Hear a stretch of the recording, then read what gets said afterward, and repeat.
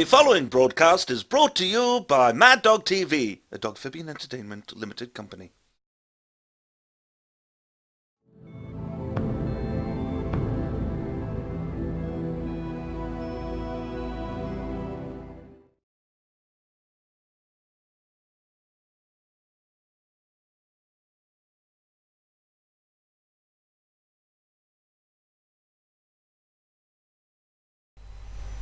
Good evening everyone, and welcome to a rather randomly decided upon Monday night stream.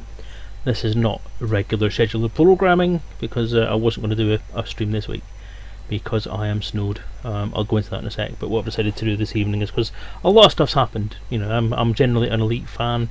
The reason I stream is because of Elite and because of stuff like that, and a lot's gone on Elite wise in the last week or so. So I thought I'm going to have to do a quick stream just to kind of address some of the stuff that's been going on, just give it mention and put my tuppence worth in on this thing that we call the internet about it. So, yeah, I'm using my normal account. I'm back in exploration space. The one thing I will say is last week, the last stream that I did, the one that was meant to introduce Cleo. Oh, good. Hello there, Flappy. How you doing, mate? And thanks for the host as well. Most appreciated. Yeah, the stream I did a couple of weeks ago, I've not uploaded it, and I'm not going to upload it for a variety of reasons.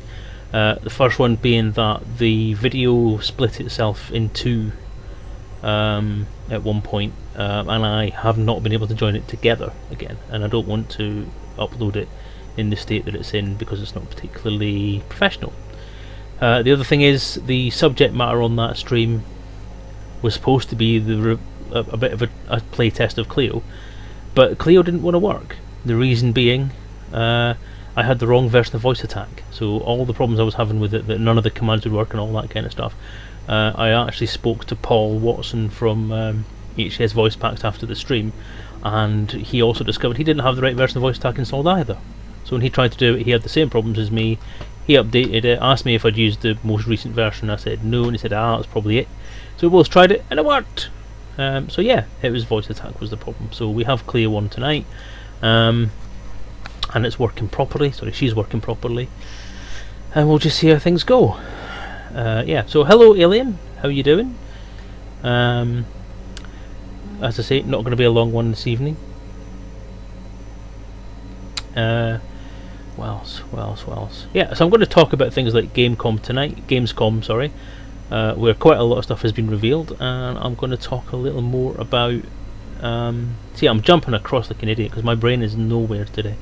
I was talking about why I'm not uploading last week, the last stream that I did, and the last part of the reason why not is that some of the comments I was making during that stream, I feel are not suitable for being recorded on YouTube for posterity, so I'm not going to put that stream up. I did kind of vent a little bit about certain things that are going on, and there was a lot of personal stuff mentioned there that at this point in time I'm not overly keen on putting out there. So that's the reason why I'm going to put it out. So yeah, so as I say, this week we had Gamescom and we're going on from there. But what I'll do first of all is I'll start getting the ship on the road and we'll fly about for a bit while we're talking, hopefully. So yeah, if you've got any questions you want to ask or anything you want to talk about, then by all means ask away, and I'll answer as much as I can. Otherwise, enjoy the stream, and hope you enjoy the conversation. If you get bored, just let me know, Dave, you're talking shite, and I'll shut the fuck up for you. Okay, right. Open galaxy map. Displaying map. So as I say, Cleo is now fully operational and working. I did have a bit of a play around with it after the stream the other week, the one that I'm not putting online, and did rather enjoy myself. So let's plot the route that we want to be on. So we've got another 260 light years or so on there. Close galaxy map. Close galaxy map. Leaving map. Let's hope the joystick works, which it seems to be. Stephen Carey, hello my friend, how are you doing? Raise landing gear. Retracting landing modules.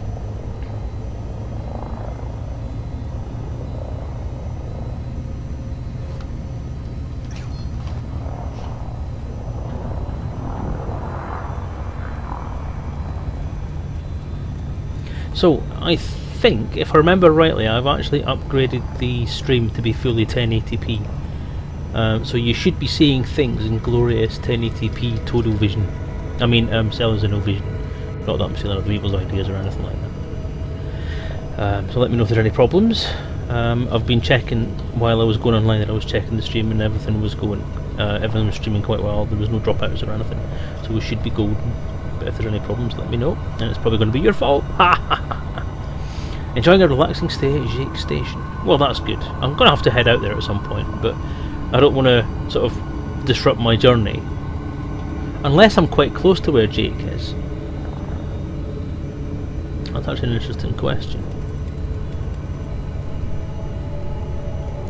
Is that how you spell it? Jake Station, J-A-Q-U-E-S Station. Okay, because if it is, then what I might do is I might take a quick look for it. Open Galaxy map. Galaxy map. Search.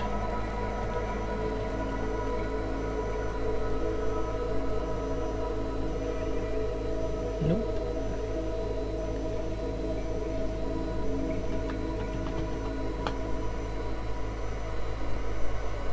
I'm quite close to it. I mean, I take it. I've got a funny feeling that, from what I remember, that Jake's is somewhere like over here, or is this is Jake's here, isn't it? This community goal over here. So yeah, I'm nowhere near it. So nah, I'm not going to worry about it then. But I thought that'd be a nice idea, but no, I'm nowhere near. If I'd been close, I would maybe have tried to pop over there quickly. But anyway. So yeah, I'm looking around my cockpit right now, and I'm seeing things so clearly, even clearer than I was last time. It just seems that everything is just bounced into high definition. I don't know whether I've changed something on the settings or whether Elite itself has changed something, and it's just everything's popping. It's really, really nice. Engage Super Cruise. Preparing for Super Cruise. 4, 3, 2, 1, engage.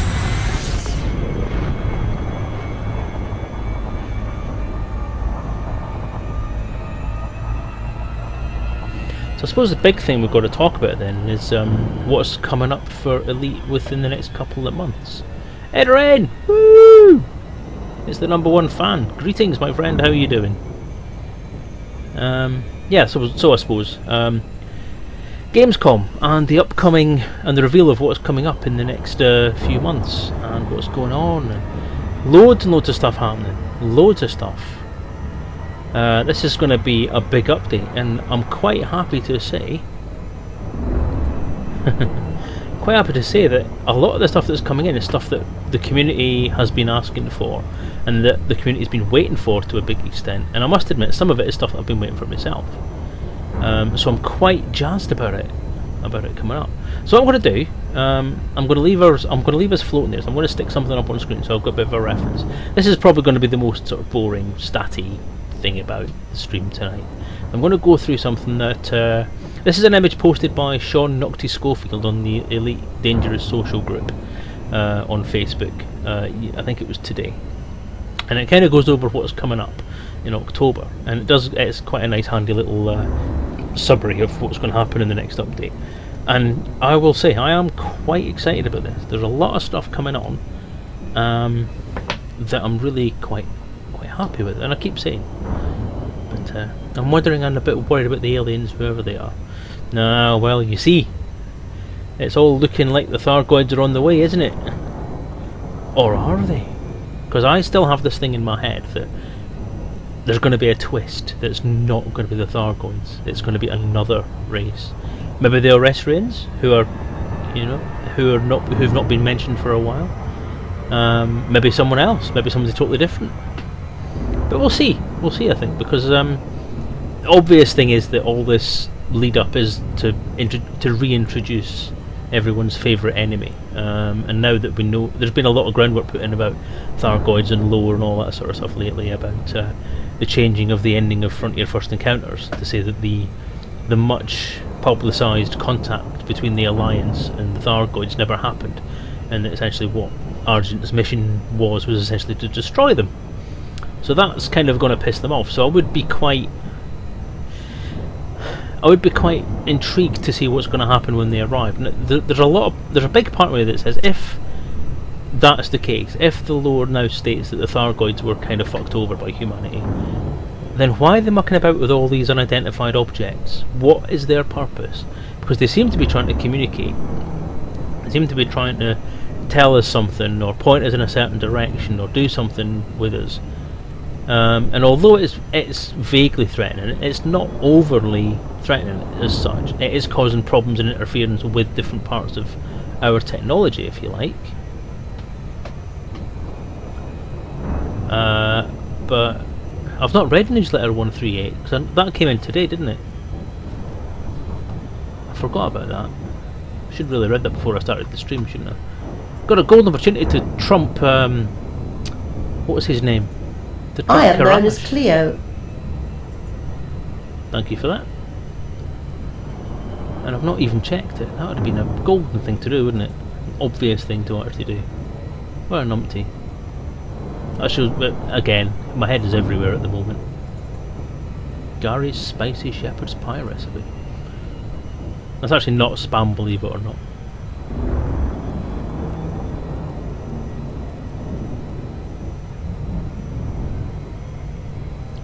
So let's have a look, let's have a quick look through it. Ship launch fighters, ship hangars, different craft, passenger lounge, starports, beluga, filters, hiring pilots, revamp planetary maps, Sin Broker, moving ships, Gamescom interview, Horizons highlights,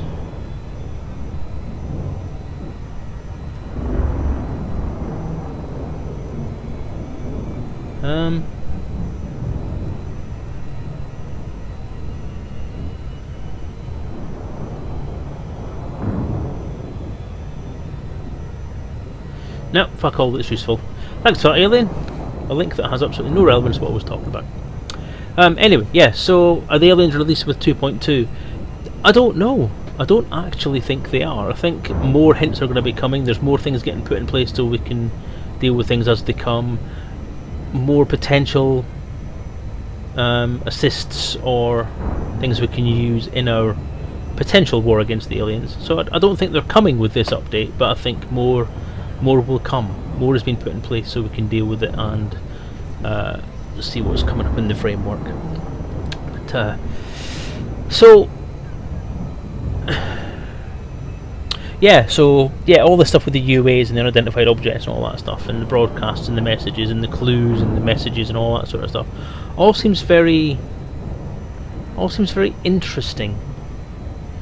But not necessarily something that a hostile race would necessarily do, unless they're actually doing it to implant things in the systems that they're going to use later on. I don't really see the point, so we'll see anyway. But so onto the content that's been announced. So the headline features there: ship launch fighters.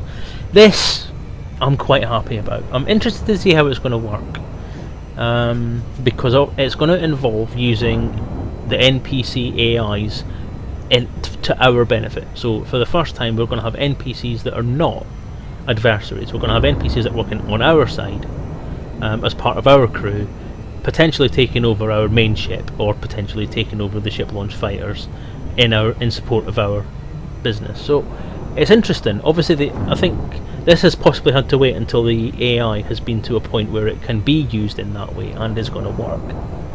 So has it been tested? I would assume it's been tested at Frontier, but has it been tested in the wild with the different variables can come from live testing? So obviously the alpha and beta supporters from the community, including myself hopefully, are going to have a chance to check this out. So that is something I've been looking for, something we can do, get us out of our own ship. I mean, we've got the SRVs now, that was interesting, but now we have access to the fighters, which does open a lot of things for players to be able to do the CQC type stuff in the CQC ships. So for the first time we're going to get full access to the Condor, and I believe the Imperial fighters in there as well, and of course the new one, the new ship, the Taipan, which looks very, very interesting.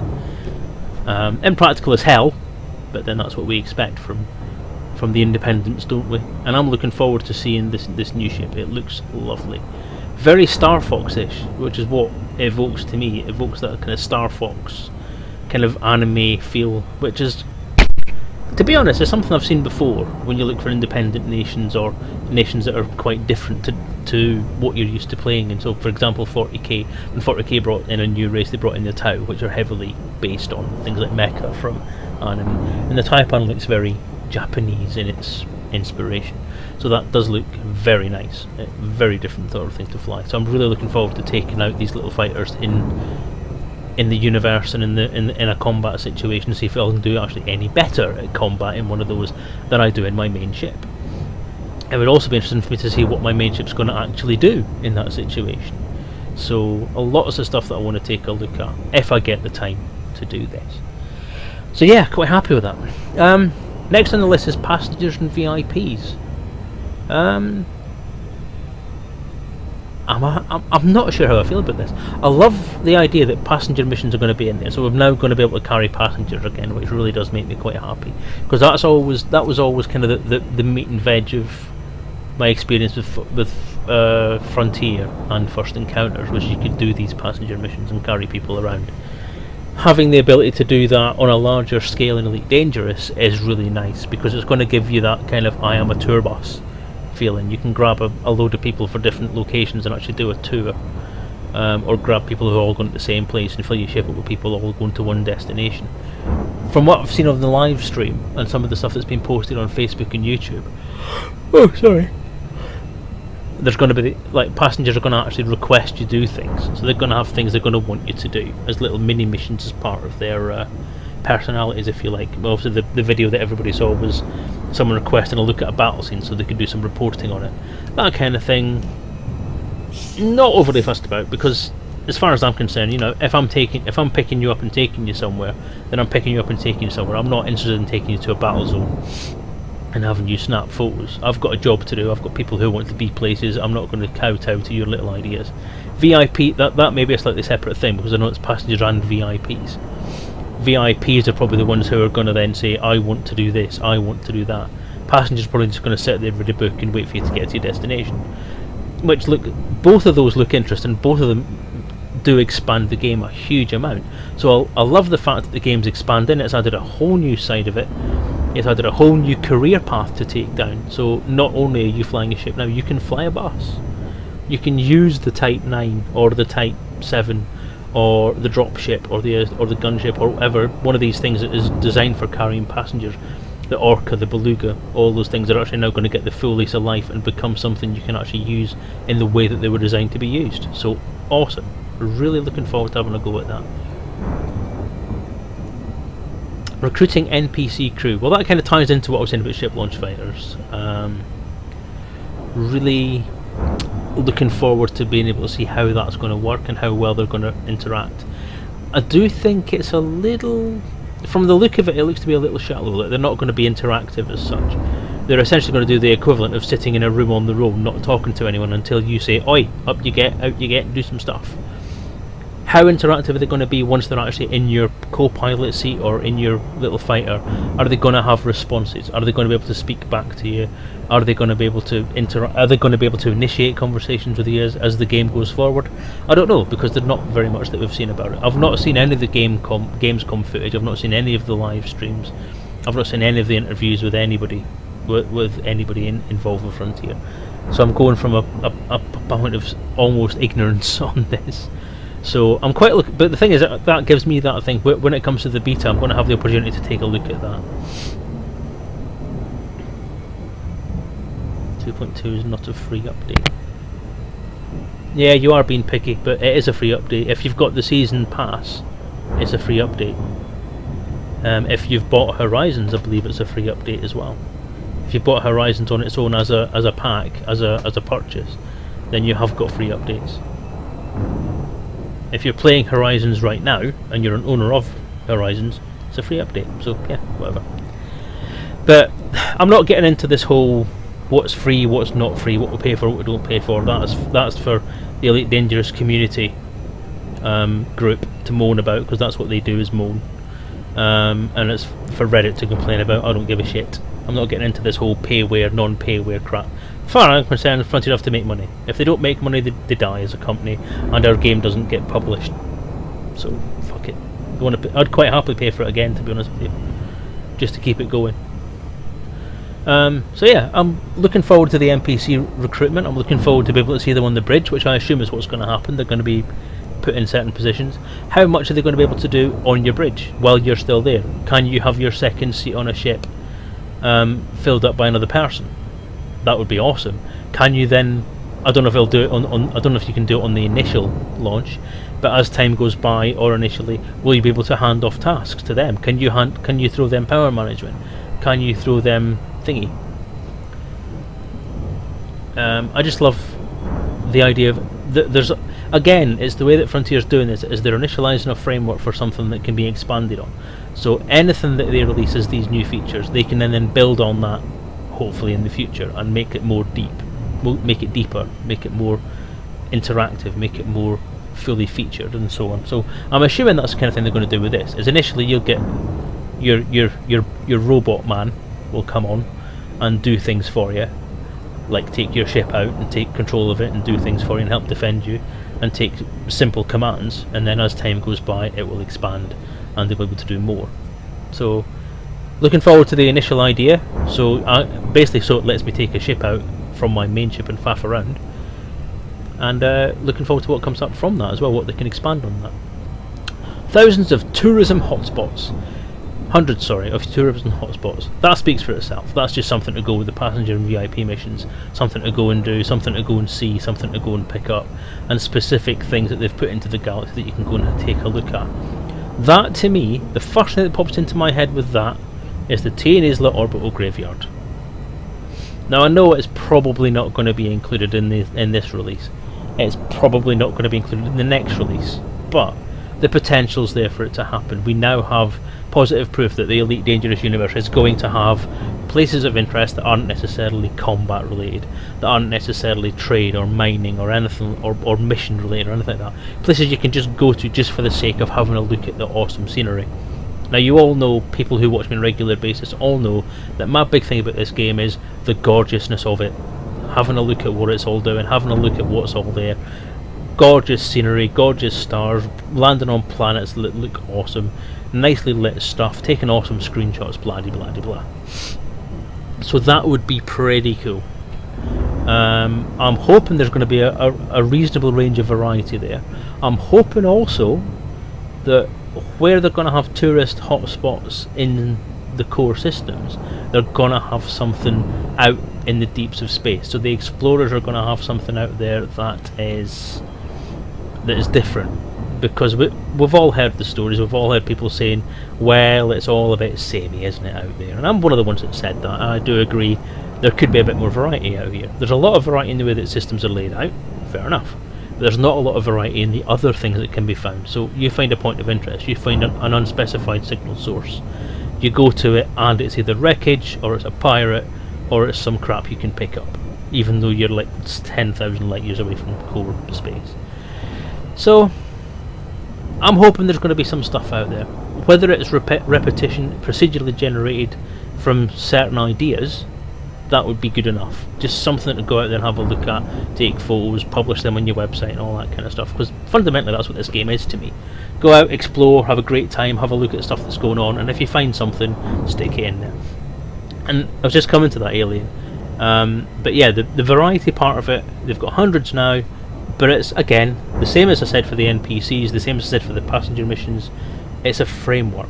It's putting the technology into the game that allows you to add this content either procedurally, manually, or dynamically. So you have a concept, you add resources to that concept, and the game can generate this stuff itself. Obviously it has to be semi-random, it can't be completely random, or else different people get different things happening. So you can go out and you can they can add more stuff to it later on. So that's great. I think that if that's the way they're doing it, because obviously I'm not a developer, I don't know what they're doing, but because of the way that this game is built, that's the way I assume it's being done. The framework gets put in place, the code's put in there to handle it, and then you add more stuff to the libraries, more designs into the libraries as time goes by. So that sounds awesome. I actually think they said it would be. They've actually said Toji's going to be in it this year, because I have a funny feeling it's one of the things that they've talked about, because they've mentioned it now, but because I actually think it's a hell of a lot of work. Because I've designed, me and a few guys on the Uli forums designed the orbital graveyard for Uli, and even just developing it as a static entity was quite difficult. So if they're going to develop it as something that is actually dynamic and mutable, then it's going to be quite a bit of work, I think. So, but whatever, I'll see what they do. If they're going to stick it in, I will probably just melt. I'll burst into 10-penny pieces, I will. Okay, so that's the main stuff. The other stuff we've got there is we've got some bits and pieces added onto the game that are going to make it better. So we have weapons and module storage. I'm not quite sure what that means. That means you can actually store modules in your ship that you can fit later on, because that sounds interesting. Ship transfer and remote sale. As you know, I've said it before and I'll say it again, I have wanted ship transferability for a long time. I am very happy that it's in there, because it means I can now consolidate all of my stuff in one place. And if I want to send stuff elsewhere, I can send it elsewhere. But I can now move all of my ships to Morstan Mar. Store modules in the station. Ah, I like it. So you can transfer ships and you can store crap. So you can have like you can buy like a whole loadout for your ship and then modify it. I like that. That is nice. That is nice. That goes very well with the ship transfer stuff. Really, really looking forward to that. So the ship transfer, yep, really, really happy with that. The way it seems to be going to work is it's going to be more or less instantaneous transport. So you're not going to have to wait a certain amount of time or risk some kind of incursion grabbing your ship and you having to pay out your insurance premiums on it and so on, which is fair enough. I know there are people who have looked at both sides of that and are pro and con for that. So my feeling on it is I would rather be guaranteed to have my ship turn up than have to panic about a game mechanic that says my ship is out there in space and could be attacked by someone and potentially destroyed by a player if I was in open play. Not that I play in open play. So I'm happy with that. I think there should be a delay, don't get me wrong, but I don't think it should be a delay that corresponds to potentially a ship leaving a station and having to manually fly to your location. I think that'd be pushing it too far. Maybe have a delay of something like, I don't know, an hour? Maybe 20 minutes, depending how far away it is. So, I don't know, I think it's one of those things that you could use, you could have it in there as a simulated event. So you have to wait X amount of time for your ship to arrive, which I'll be perfectly fine with, because you can log off the computer and it would still come on. Well, I'd say they've confirmed remote sale because it's on the screen in front of me there. So, yeah. Not sure if storage is tied to a station, store modules in the station. Yeah, so, but as far as I'm concerned, it's a game mechanic. Again, it may be one of those things that they've put, because people have been clamouring for this idea, and because it's possible that future updates and future content in the game is going to require that this be something that you can do, they maybe just want to stick it in there so it's in there and see what's happening. I've seen there's been mixed reactions and mixed feedback about it, saying that people are quite happy with that idea, but people want it to be realistic. I'm happy that either way. If I had a preference, I would say make it realistic. I don't instantly want my ship. There's no reason I could think of that I would want to say I want my Sidewinder now. If I want my Sidewinder now, I'll just buy another one. Likewise, there's no reason I could say I want my Type 9 now. I would say order my Type 9 to arrive, and while I'm waiting for it to arrive, go and do something else. Have a look around, have a fight, buy some shit, sell some shit. Basically do the other stuff in the game until your ship arrives, then you can do what you want. There's not many things I could think of other than community goals. It would be so time constrained that you'd have to go down that whole whaley route of where's my ship, XXXX lol. So, yeah. Loving it. Love the idea of ship transfer. Remote sale. Now that I think about it, this is one of the things that I think I did have a quick look at in one of the videos, was that you can actually sell your ship if it's located somewhere else. Ship transfer would be most useful when doing missions. Good point, actually. Very good point. Very good point. Very good point there. Yes, good point. Sorry.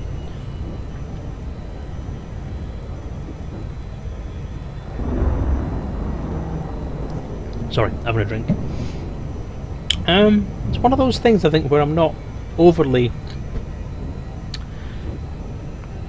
Again, I'm not overly fussed. I mean, if you've got your ship there to do a mission, or you can get your ship brought to you before that mission expires, then do it.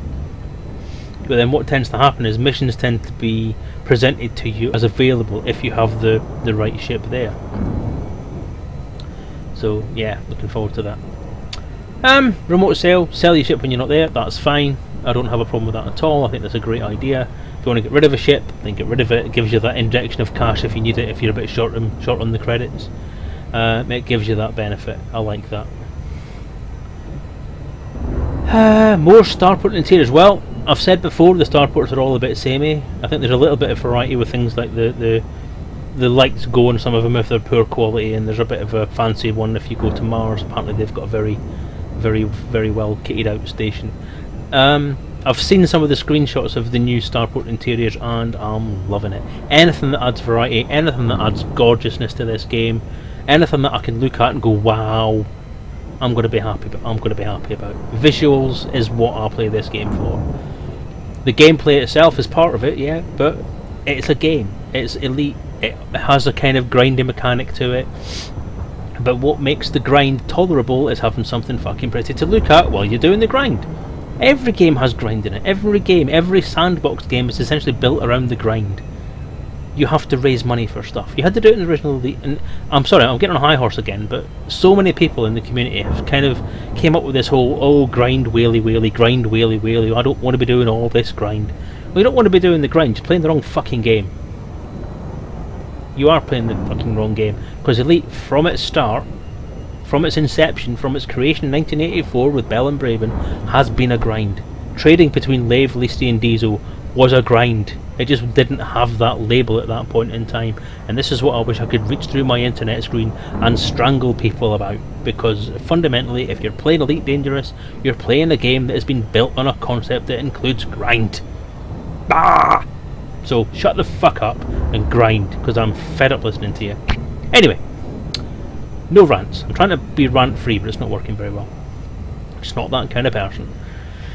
So yeah, as you're doing the grind, as you're trading up, as you're shopping around, as you're improving your ship and improving your content, improving your trade agreement and improving your elite ratings, while you're doing all that, which you have to do, having something awesome to look at, sorry, pardon me, having something awesome to look at would be awesome. So more stuff, put more stuff in that we can look at. I'll be a happy chap. CQC arena stations. Now I take it this means that the CQC space stations and the locations for the arena stuff are now going to get added to the main game, or at least the style of stations that are in those maps are getting added to the game, which, yeah, to be quite frank, it's the same as before. It's basically adding more visual content to the game, basically adding more stuff that you can see, more stuff that you can do, more places you can go. Whether you can actually do things like CQC and arena type gameplay in the main game now would be something I would question. Yeah, I agree. Perfectly agree with that, Alien. If you get a bit bored doing one thing, go and do something else. That's what a sandbox game is. And that's the thing that pisses me off most about the community feedback from certain areas of the community, is that they're getting so saying, oh, I can play this for hours and it just gets really boring. Well, there's about 8 different things you can do in this game. Pick one. Do it for a bit. You get bored? Pick something else. I mean, I think the next thing I'm going to try and do when I get back from this exploration mission is I'm going to try and raise my combat. Actually try and practice what I can do in combat, and do something with it and try and improve it and try and become a combateer. Because I keep on telling everyone that I'm really shit at combat, so if I'm really shit at combat, why not spend some time training myself up? So there you go. Simple as that, really. It's a sandbox game. It's an open world game. That means it's up to you how you play it. Blaze your own trail and all that crap. The clues in the name. Anyway, capital shaped dockyards. Now I've seen some screenshots of this and some images of this, but it doesn't really tell you much. I've not really, as I say, I've not really seen much about the actual live streams and videos and interviews and all that kind of stuff. So there's a lot of this stuff that I'm not aware of what it does. All I see is words on a screen and a few screenshots and a little bit of a video that shows you the gorgeousness of what's going to happen. What is a capital ship dockyard going to give us? Is it just a visual thing? If that's the case, then great. I'll quite happily go and fly around a capital ship dockyard and investigate capital ships up close. My screenshot key will go blue. Will it go blue? Why blue? Why would it go blue? Would glow white hot is kind of what I meant. I'm not sure where that came from. A bit random. So yeah, I'll be screenshotting like a crazy bastard, because that is just going to be prettiness. That's going to be like wandering around the Enterprise's dry dock, the carriers, the aircraft carrier Enterprise, the one that's now getting ripped apart and rusted. Even things like if I had a Star Trek game, just flying around the Enterprise and having a look at it, I'll be woo. But there's always been this thing that you can dock. At some point, you're going to be able to dock on a capital ship, and I'm just wondering if this could be the first step towards that, or perhaps even the first step towards being able to serve on a capital ship as a pilot. So obviously they've put a lot. I would assume they've put a lot of work into the internal designs of these dockyards, so that there will be the potential, hopefully, to walk around on them. If there's clear bits on them, if they've got bits that have got glass in them so you can have a look inside, I'm going to be really impressed, because then I can have a look inside and see what's in there. That'll be pretty awesome. Oh yeah. So yeah, looking forward to that. Again, visual candy, eye candy, sorry, whatever. Anything that adds to the variety that you see when you're flying around in the core systems has got to be a good thing, because that's where you're going to spend 90% of your time. Very, very good. Loving it. Planetary and star upgrades. I've seen a little bit about this. It means they're going to improve some of the texturing, improve some of the geology, improve some of the way that the stars look and the way that they flare out and all the stuff like that. So rather than having quite subtle small flares, the scale is going to be changeable and it's going to be a lot more dynamic. Again, visual stuff, interactive stuff, awesome. How's it going to interact with your ship and your landing and all that kind of stuff? Are you going to be able to still refuel as easily as you can now? If that's the case, then if it has an effect, I would expect that it'll depend on how dramatic that effect is. If you have to pay more attention, then that's fine. If it's something that potentially is going to be a huge change and just one small move will kill you, how do I feel about that? I'm not sure. To be quite honest with you, it's one of those things, I think, because we're used to things the way they are, there'll be a lot of complaint about it if they do that. But to be honest, refueling, sun skimming in the original Elite was a fucking nightmare. And since then we've had it easy. We've had it easy. I'm hoping that it's going to include some kind of upgrade to things like black hole and neutron star behaviour. So I'm hoping that there's going to be some kind of gravitational effect or some kind of thing that is going to cause risk and danger when you go near these potentially extremely dangerous places, rather than the little bit of visual mucking about that you get when you go near a black hole at the minute, which is absolutely pants, to be honest. If there was something really interesting or really nice to see, then I would make the effort to go to Sage. But the way that Sage at the minute is, and the fact that it's probably the most photographed star system in the game, it bores me. But again, it's one of the things I've not read or looked at any interview stuff about, so it's one thing I really do need to maybe look at is the interviews. Yeah, Braben's interviews apparently are quite informative, so it may be worth having a quick look at them at some point, even. Tectonic simulation upgrade. I like it. Again, I take it this is more to do with the way that planets look and the way that planets function, and that there's going to be some kind of actual geological action on each planet now. So I would assume that smaller planets are going to be a little more interesting to land on. I've seen that there's quite a lot of changes to the way that planets are going to look, so you're not going to have perfectly round planets or perfectly round planetoids all the time now. There's going to be some shape to them. They're going to look like what they are, which is essentially big asteroids. So irregular shapes, non-symmetrical, very, very deep crevices, and very, very high mountains, rather than just craters and the occasional canal thing. So looking forward to that. I think that's going to make the planet side of the SRV side of things and the planetary exploration side of things much, much more interesting, and not just a matter of driving around in your SRV picking up rocks. It's going to give you some proper interaction, proper environments to explore. Really looking forward to that. So not a lot of stuff in here so far that I'm not impressed with. That entire set. Avatar's graphics upgrade. And that's the thing we've been expecting anyway. We've been seeing the teasers for that with things like the Guardian, sorry, not the Guardians, the Engineers and the Power Play art that's been done. But the Engineers particularly, and all the avatars for different individuals and organisations and so on. So all of that has been coming in. We know that they've been working on the avatars and the create your own pilot type thing. So we know that's coming. Quite looking forward to that as it is. I mean, you know that already. Not a lot else to say on that.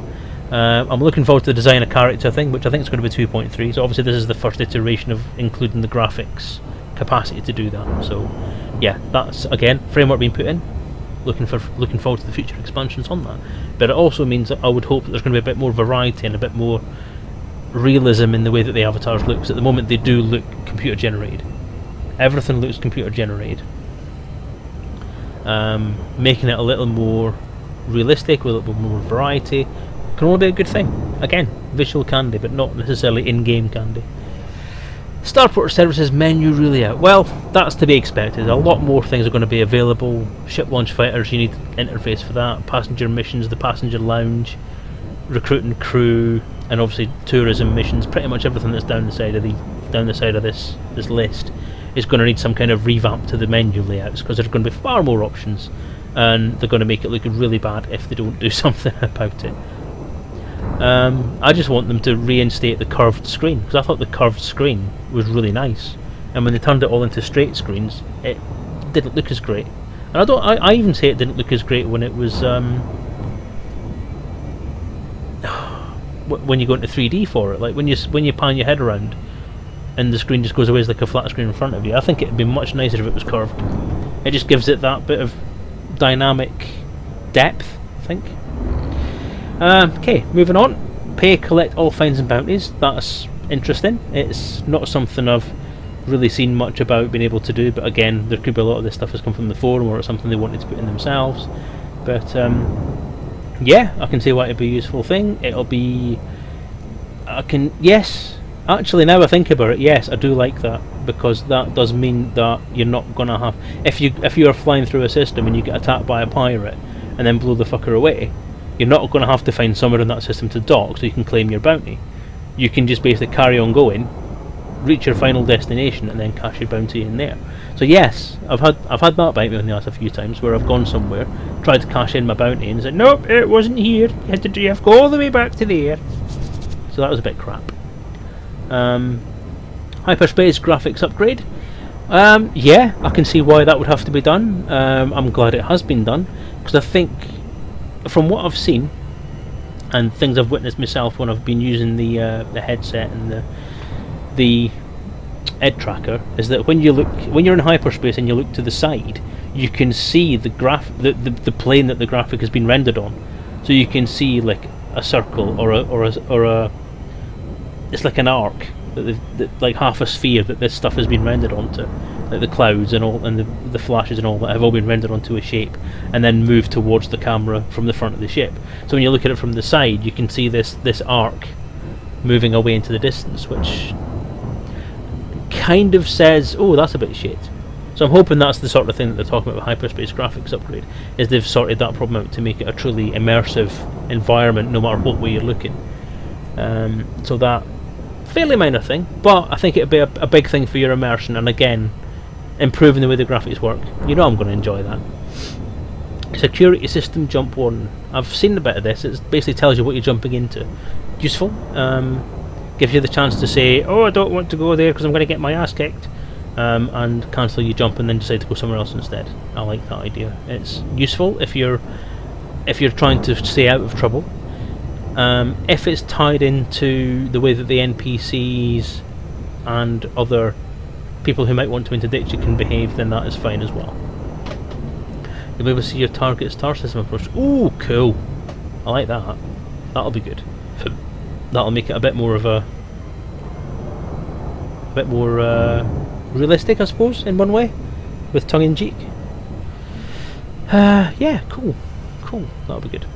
So yeah, that security system jump warning is a useful thing, definitely, especially for beginners who are not particularly confident that they can jump into a system that may kick their ass. So yeah, awesome. Fully rendered planetary maps. Thank you. All I have to You're say. welcome. all I have to say at this point is thank you, Frontier, because this is what I've been looking for. The only problem I've got is that I could have done with it 2 years ago, because it would have been so useful to use to do screenshots for the planetary descriptions in the RPG, which have kind of had to be dropped because they've got no way of actually presenting that in a way that's going to be particularly useful. So yeah, issues, but that's going to be, Afterburners engaged. going forward, that's going to be brilliant. Going forward, that's going to be absolutely fantastic. It's going to be really good to see the actual planetary detail that's on there. If it's even including things like the planet Earth and so on, that is going to be brilliant to have a look at, and actually see what the planet looks like from all sides without having to worry about having to fly around the planet or what time of day it is. And it's also going to be useful for doing things like, I have this thing in my head that I always wanted to map the planets. And whether it be a creative thing that I can do on my own, or whether it's something I can do for the RPG, or whether it's something I can just do as a bit of a project, or whether it's something that Frontier would even let me do as a full-time thing. Who knows? It's something I love doing. I did it for Lave with Frontier First Encounters, is I actually flew around the planet and screenshotted the entire planet and then put it all into a flat map, and marked it off as regions and so on. Firstfall was marked, Ashoria was marked, various different places were marked, and it was fairly good. But that is going to be interesting to see. Again, not much use gameplay wise, but I think it's going to be a very, very useful thing going forward, especially when you're doing things like exploring. If you want to know what a region looks like, or you want to know what kind of terrain a base is on, then this could provide the basis for that being possible to check out. It may also be something you could then tie into the exploration information. Like if you have a basic scanner, you get a rendering of the planet that's very basic. If you have an advanced scanner, then when you scan a planet, the map in your galaxy map or your system map is upgraded to show more information. And then obviously there's the potential to have even more detailed scans in the future, an even more detailed scanner that will identify terrain type, vegetation, life forms, cities, people, population centres, mineral deposits, all that kind of stuff is all gonna, I think, would all be able to tie into that. The planetary map, the system maps, have got so much potential for being an information goldmine for anyone, especially for people who are out exploring, because that's one thing that I'm not entirely fond of, is the exploration methods are still a little bit shaky. And I think that there should be a potential to be able to drop out a supercruise with your extremely advanced discovery scanner and actually properly scan a planet, like actually fly around the entire planet, whether it be in supercruise or whether it be in something else, and actually map it properly from space, or even drop into the atmosphere and map it from the atmosphere, and then actually properly map it. So you could have a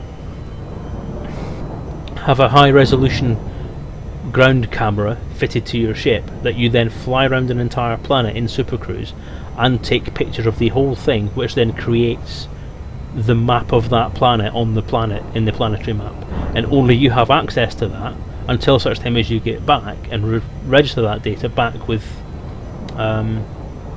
Universal Cartographics, at which point everyone else will see that planetary map. So again, there's money in that, there's a job in that, there's another way to blaze your trail in that, and there's also a benefit for the entire game for that. So I think having full rounded planetary maps is a really good thing. It's a really good thing just on its own as a mapping thing, but I think it also opens up a lot of potential for future exploration concepts, which I hope Frontier have in their head. And I hope that they actually, if they haven't got it in their head, I hope that by listening to this they'll get it in their head and do it, because I have awesome ideas. I'm awesome at the idea stuff, it just seems that doing shit is probably where I fall down. Dynamic route plotter and filters, well, that goes without saying. That's just more improvements to the navigation, more improvements to the galaxy map, which are being sorely needed.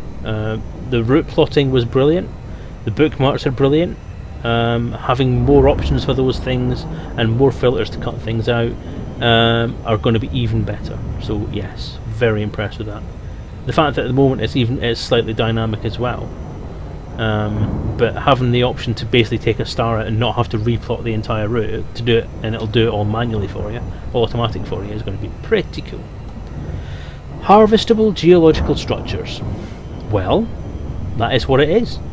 I assume it means things like there'll be things on the ground like rock formations or mineral deposits or some kind of structure that's growing out the ground, or fossilized trees. I don't know, just things that you're going to be able to use in the crafting systems and all that kind of stuff. So, not entirely sure what that means, but looking forward to seeing what it is and having a go with it, possibly, which I'll probably do in the stream just to try it out. And more ship and SRV paint jobs and kits. Well, obviously that was going to come because they're having more ships and more SRVs, aren't they? So yes, I am really looking forward to some of them. Will I go and buy them? Well, probably, because I'll buy any shit, me. Again, visual crap. So yes, I will probably partake of some of that. SRV paint jobs I quite like the idea of, because it'd be good to actually have a different looking SRV. I'm hoping the ship paint jobs are going to be of a little more variety, and I'm hoping they're going to start opening up the options for designing your own stuff. Like, why do we still not have custom decals? Why do we still not have the option to rename our ship, give it an actual name? But again, frameworks, future updates, future possibilities. Having paint jobs is a great thing. Kits. Well, so far the word kits to me has been these spoilers you can add to your ship, and I think that's a fucking ridiculous idea. Oh yeah, that was it. Yeah, things like geysers and stuff. I saw a screenshot of a geyser. That was about it, really. But yes, now I know what you mean. Yeah, definitely. If they have a practical purpose, then that's even better. But having them there as hazards and points of interest and stuff to see, again, it's visual content, and that's pretty much what I'm after. Well, fair enough. If people want to do that, people do that. If you write rude names, then put a filter in. People do that already. I don't see the problem without doing that. Drawing dongs, drawing knobs, whatever. If that's what people want to do, let them do it. You know, we're adults. The thing is, you've got to deal with the people on all levels. You can't have a nanny state attitude towards people like that. If people want to do that kind of shit, then it just makes them more reprehensible and more of an easy target for people who want to blow the fuck out of them. Yeah, I never said no they wouldn't. I know they would, because people do. People have done. And that's the people that you're dealing with on a day-to-day basis. That's what the world is like. That's why people like Richie vent about the internet all day long, incessantly. But you're never going to change it. You're always going to have dicks out there who do dick things. Why do you want to change it? They're the people that we can sit there and say, well, I'm superior to you. I'm better than you are. I actually have some common sense and, you know, friends and shit. And I'm not just a dick who decides I'm going to be an arsehole. So yeah, let them do what they want to do. Different strokes and all that. We don't want to do that kind of stuff. We won't do that kind of stuff. We can sit in our private groups and be all elite. But I don't care. I don't care what other people do. If they want to draw a knob on their ship, let them draw a knob on their ship. Garzini! Otini! It's diversity more than anything else. That's what makes a game a game. It's what makes multiplayer stuff the way that multiplayer works. Okay, there are elements of multiplayer games that I don't like. The progression of characterization, the progression of levels, and the progression of possession in a multiplayer game is the things I don't like. That's why I stay in a private group. Because I don't really care what everyone else is doing out there. I don't really care what's going on as far as all of my mates are better than I am at this game. I don't give a shit. I'm here to play this game and explore and muck about and have a bit of a good time talking to my mates on Steam. Not Steam. Oops, Twitch. It's been a while. Definitely been a while. So yeah. But I don't understand why. Sorry, I'm not having a go at you with this. I'm going on about it because it's something you've said, but it's one of those things that annoys me. It's like one of my little pet hates, is this whole hating everyone because of childish things that they do. Well, Otini Garzini. One of those things I think that it should be self-policing. You know, it's one of those things that the elite has the potential to be self-policing with. If you're playing in open and you see some player who's got a knob drawer on his ship, shoot the fucker. If he comes back and you see him again, shoot him again. Just keep shooting him. If it bugs you that much, shoot him until he goes away. Then you never see him again because he goes, oh, this game's shite. Well, don't draw a knob on your ship, you wanker. You might get accepted by the community as being not a wanker.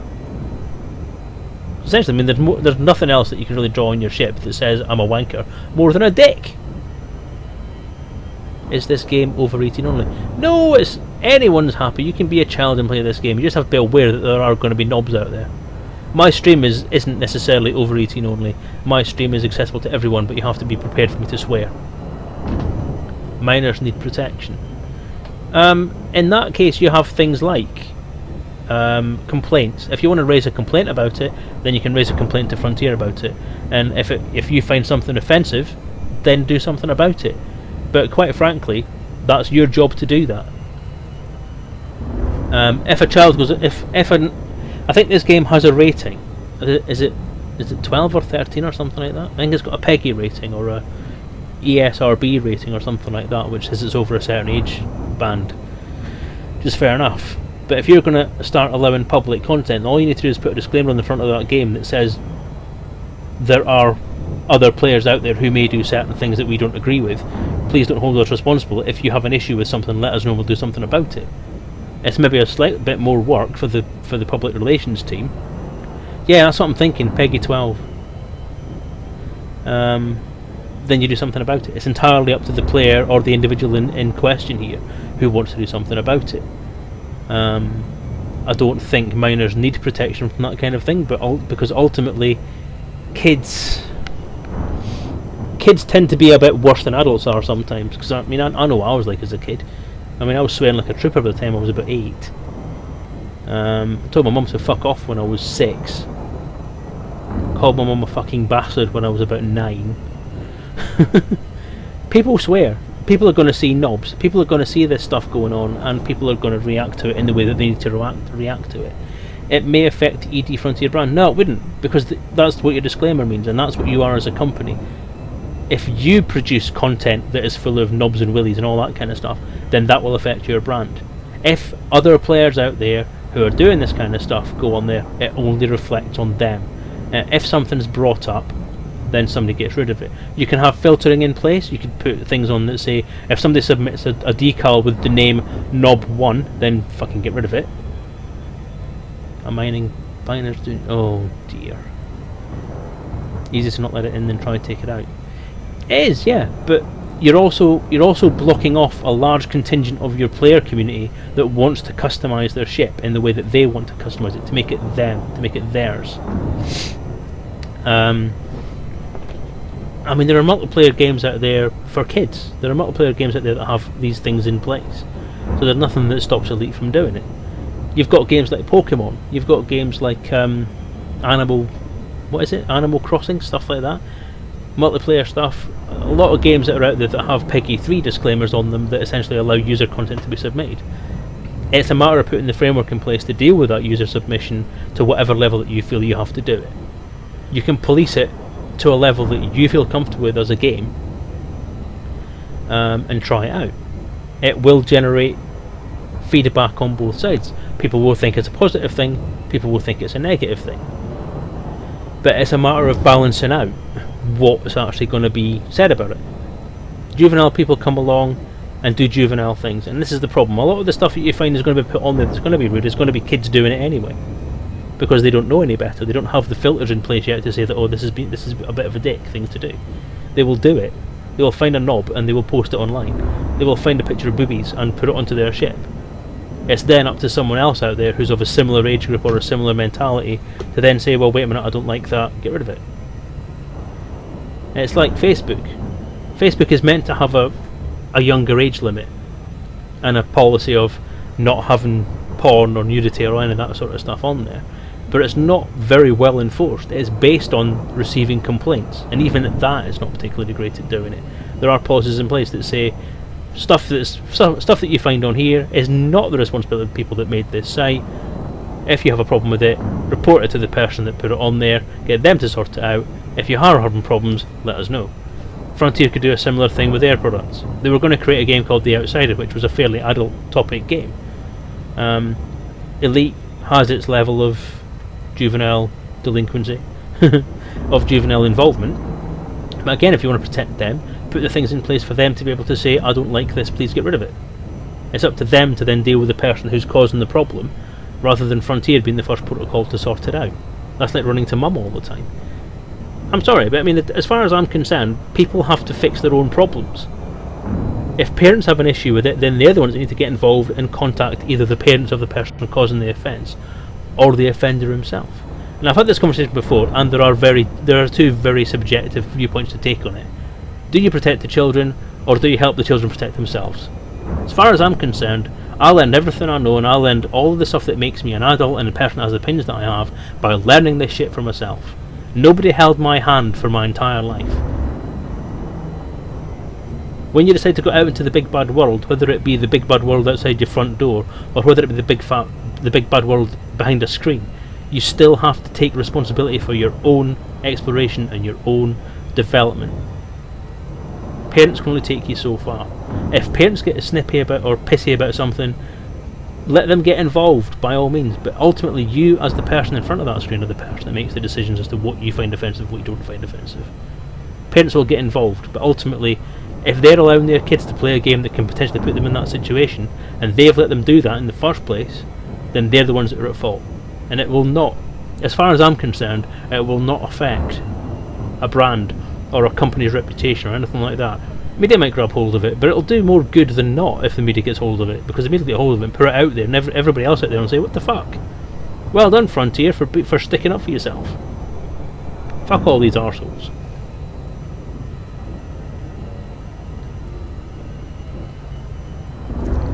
So I mean, you all make me fucking rant all the time. So anyway, ship paint jobs and kits. Ship paint jobs, love it. SRV paint jobs, love it loads. Kits, what I've seen so far is spoilers and fins and chaving up your ship. If that's what the kits are going to be, no fucking use to. Get rid of them. There's no point. No point at all. We don't want to be doing one of these things that's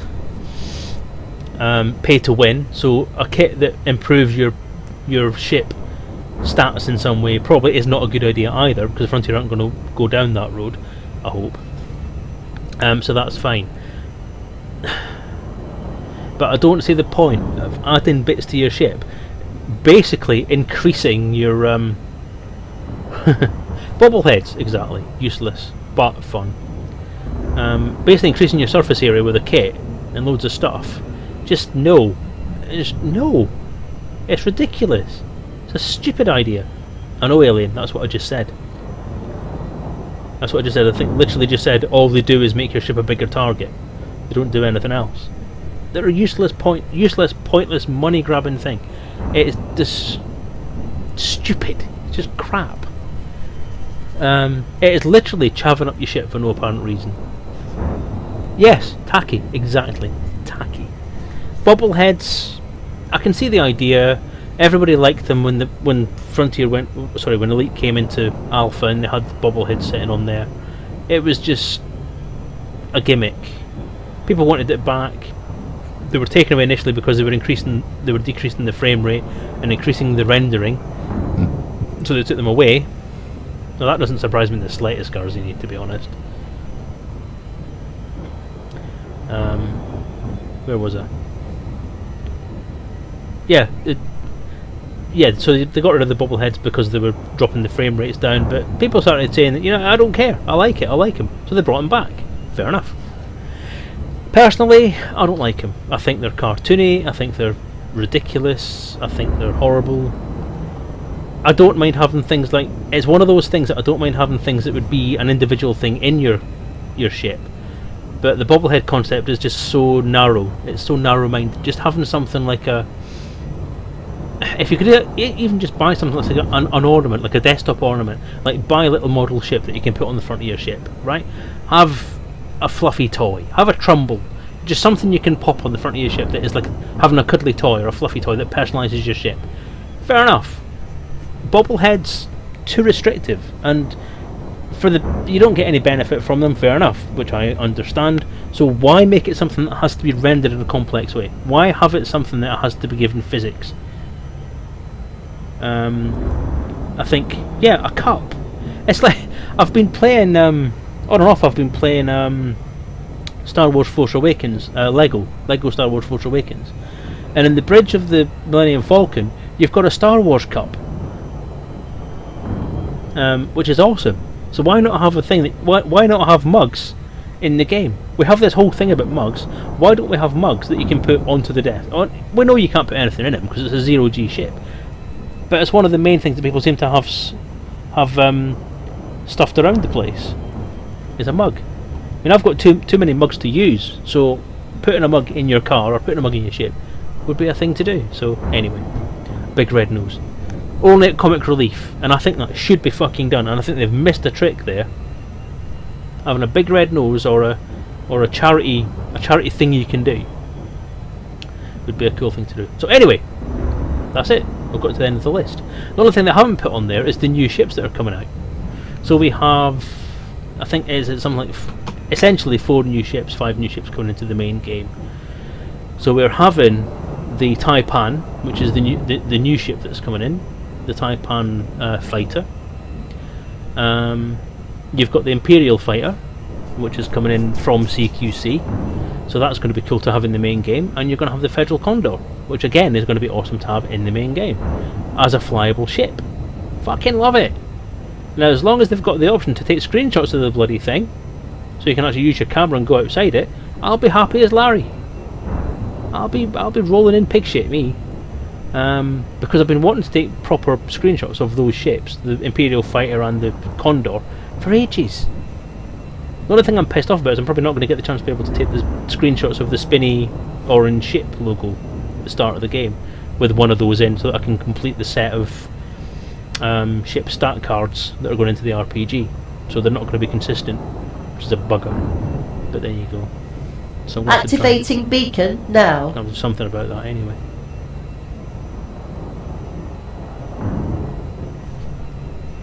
Okay, don't know what just happened there. Let's go back to that again, thank you. So you've got those, the Taipan or Taipei. Okay, so is it the Taipan or the Taipei? Because newsletter 138 says Taipei, whereas everything else I've seen says Taipan. The Taipan's a snake, but an independent ship, that makes sense. Taipei is a place in China, which doesn't make any sense. So I'm going to assume that Taipei in the newsletter is a spelling mistake. Beluga is Horizons only, which is not good. Oh, didn't know that. That might be because it only has functions that are only compatible with Horizons. Don't know, possibly.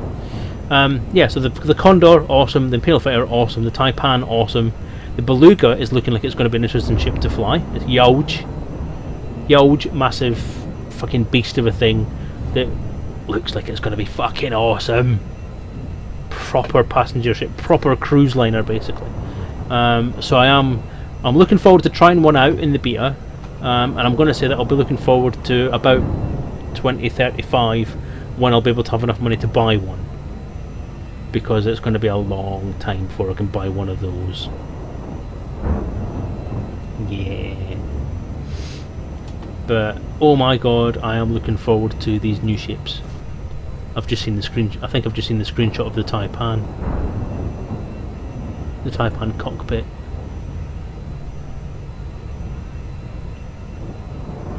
No, stop doing that.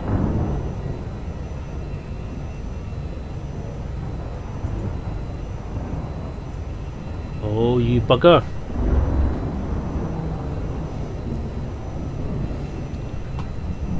Damn it. God damn it. Yeah, so anyway. Yes, the Beluga looks like it's going to be a fin-decked monstrosity. The only thing I would say about the Beluga that I don't like on my initial analysis of it is why the fuck does it have so many wings? And why does it have a huge fuck-off tailplane on the back? Why do you need that for?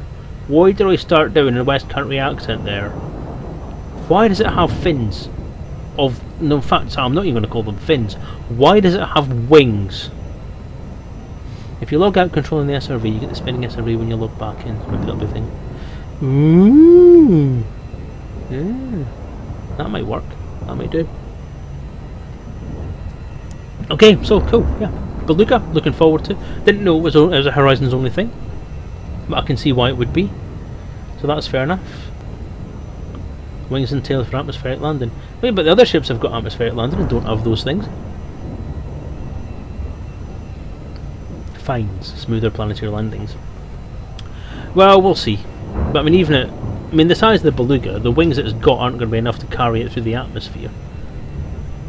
Just like a lot of the other ships that have wings don't have wings big enough.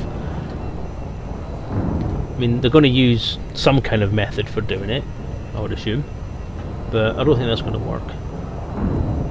So, anyway. Jump. Engaging jump drive.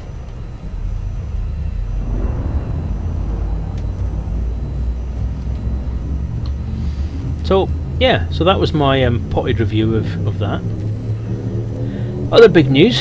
4, 3, 2, Drew Wagar, 1, his new book is going to be coming out. It's finally been confirmed that he's going to be doing another book for Elite, and it's going to be the Elite book, the Elite Dangerous tie-in book, and it's going to involve loads of stuff going on actually in-game that's going to be documented as part of this story. So you could be part of Drew's book if you do stuff. So that is bloody cool, and I'm well impressed for Drew for getting that opportunity. Very much deserved, because Reclamation was awesome, and I just love his writing in the first place. He's awesome. And people will be surprised when on a few ships will be able to land on atmospheric planets. That's a good point, I have to say.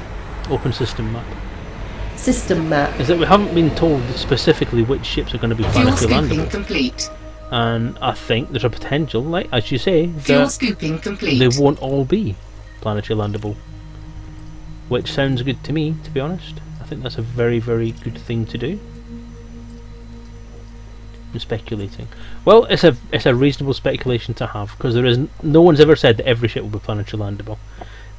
And there's potentially a lot for the argument of some ships not being able to land on planets. For which, to be honest, I would actually have no problem with that at all. Closed system map. Closing now.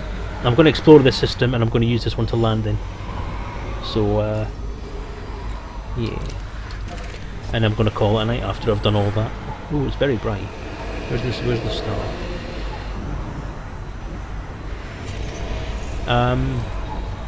So yeah, do I have any issue with that? No, because I think it would be an awesome addition to the game to actually make you have to get out of your ship into a different ship and then fly down to the planet. So if you're trying to go into an atmospheric planet and you're flying a Type 9 and you're exploring, and you would have to have fighters with you. You'd have to have a Taipan with you, or an Eagle with you, or something that you could jump into to go onto the planet. I think that would be a very good mechanic to have, because it means that you'd have to tailor your trip. But just a matter of buying a Type 9 and kitting it out with all Fuel kinds of scoop disengaged. fancy drives and engineer shit, you'd have to kit it out with an Eagle to land on a planet as well. So I think that would be an awesome idea.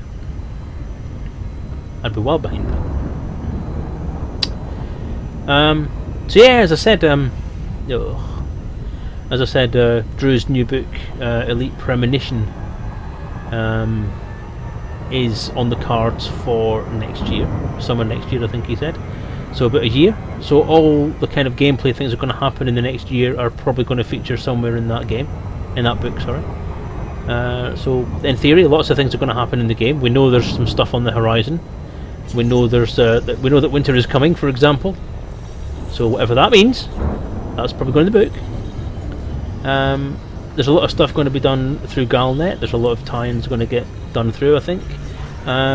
And from what I've seen on Drew's blog, Frontier seems to be very much behind supporting whatever else can be tied together, and they seem to be quite behind content creation for it. So that's really good to hear. So the level of cooperation that we're apparently going to see from Frontier, between Frontier and Drew, is going to be unprecedented, I think. I mean, they were very supportive when we all started off the writers' packs, of which I'm the last one still to be handed in, I would point out. But this looks like it's going to go above and beyond even that.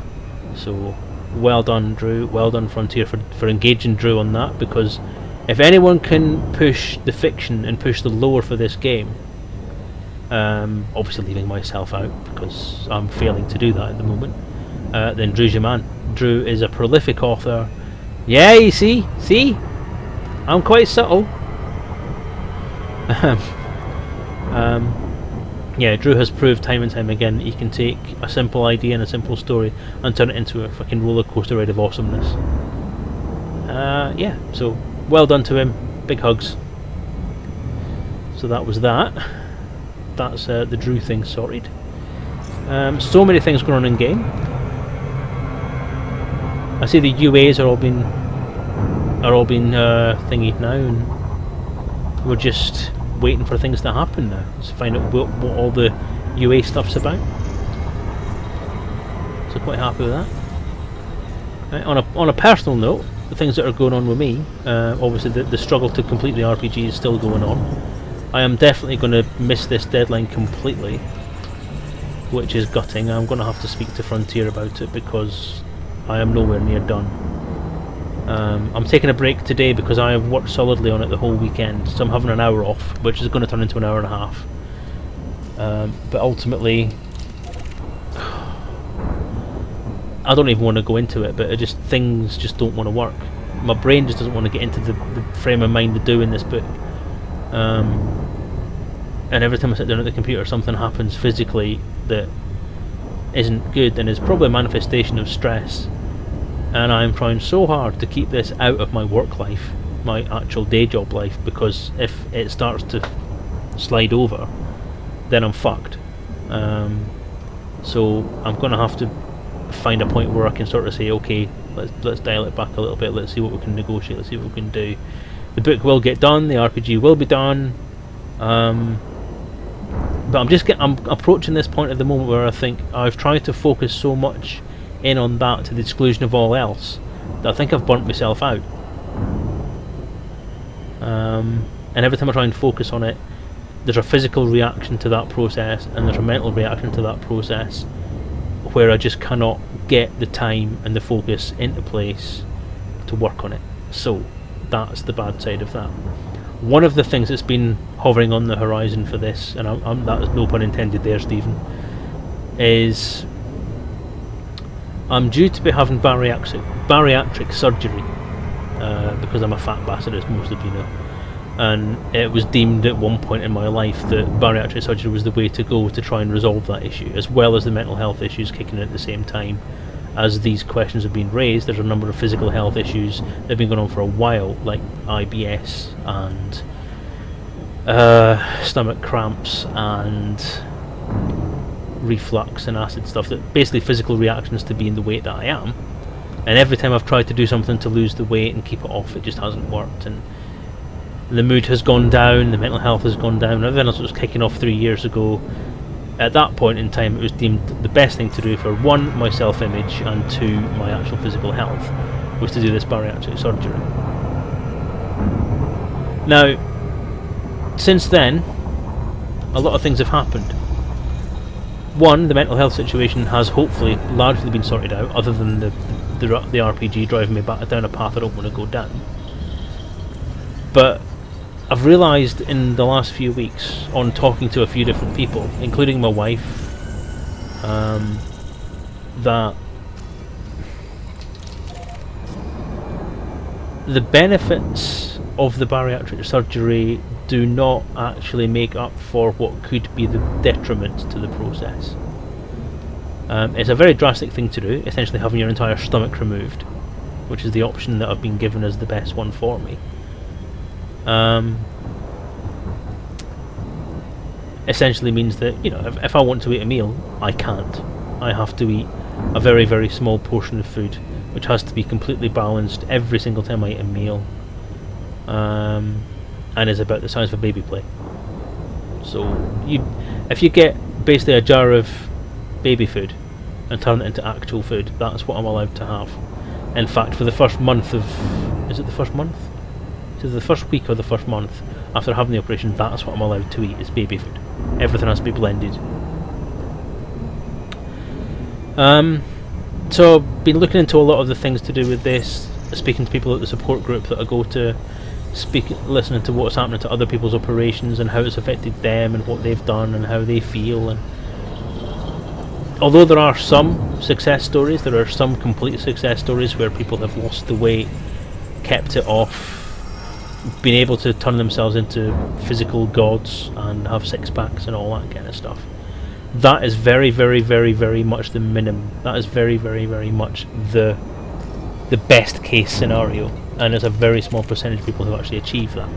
There will be problems with everything, and there are so many ifs, so many maybes, so many might have beens, and so many risks to this that once done cannot be undone. That it's just, I'm questioning as to whether it's actually worth the risk. Because my quality of life at the moment is okay. My quality of life, if I lose some weight, will be awesome. My quality of life, if I put on some more weight, won't be as great. My projected length of life at the moment as I am now, according to what you read in the papers and what you see in the news and what you see in GP surgeries, is less than it would be if I was a lighter person. But, significantly, the life expectancy, once you've had this operation, is compromised by a number of different factors. One of them being how infections can set in and be instantly pretty much crippling. One of them is malnutrition, because essentially what you've done is you've removed your stomach, so your body doesn't know when to eat or what to eat or how much to eat. And if you don't calculate everything right every single time, then you're at risk of malnutrition. There's also a huge risk of dehydration, which can cause serious problems both in your main body and in your brain. And because again you have no stomach, you don't know when you need to drink. You're told that essentially you have to drink constantly, and once you've had this operation you have to have a bottle of water at your side at all times, and you have to sip from it throughout the entire day. And although that sounds like a very simple thing to do, carry a bottle around with you, when you have a job, or if you're driving, or if you're doing other things that involve you getting up and doing stuff, are you going to be able to guarantee that 24 hours a day you can carry a bottle of water around with you? Or 18 hours a day, whatever, when you're not asleep? Again, that's a bit of a question, and that's a question that essentially you ask the dietitians and the people at the bariatric place, and they say, well, you have to make sure you can do that. Okay, so there is no wiggle room, there is no flexibility in this process at all, and that's the worrying part. Because I don't think any of it, and I think this is maybe part of the reason why these things tend to be a bit hit and miss, is that you can't regiment your life to that extent. So ultimately, long story short, I don't want to do the operation. I was having a conversation the other day with a member of my family, and I was explaining what was happening, explaining the schedule that I'm on, and she just stopped me talking and says, "You don't want to do this, do you?" And that's, at that point in time, because I've spent so much time explaining this to people and telling them what's happening and telling them what I'm needing to do and all that kind of stuff, and what I've done is I've been trying to justify it to myself. And if I'm trying to justify it to myself, then obviously there's a huge part of me doesn't want to do this. Now what concerns me is that part of this process is to give me more confidence in myself, to improve my life, to improve my health, to improve my well-being, and improve my state of mind. In order to do that, I am having bariatric surgery, which will mean I am no longer allowed to eat meals, I am no longer allowed to drink. Any drinks I have is essentially a bottle of water, which I must sip from at a regular interval. I cannot have a glass of beer, I cannot have a coffee, I cannot have any kind of alcoholic beverage at all. If I eat something that has anything on the order of from a teaspoonful of fat or a teaspoonful of sugar in it, I will be violently ill.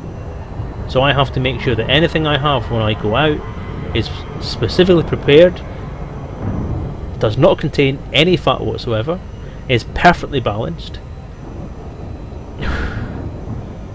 and essentially means that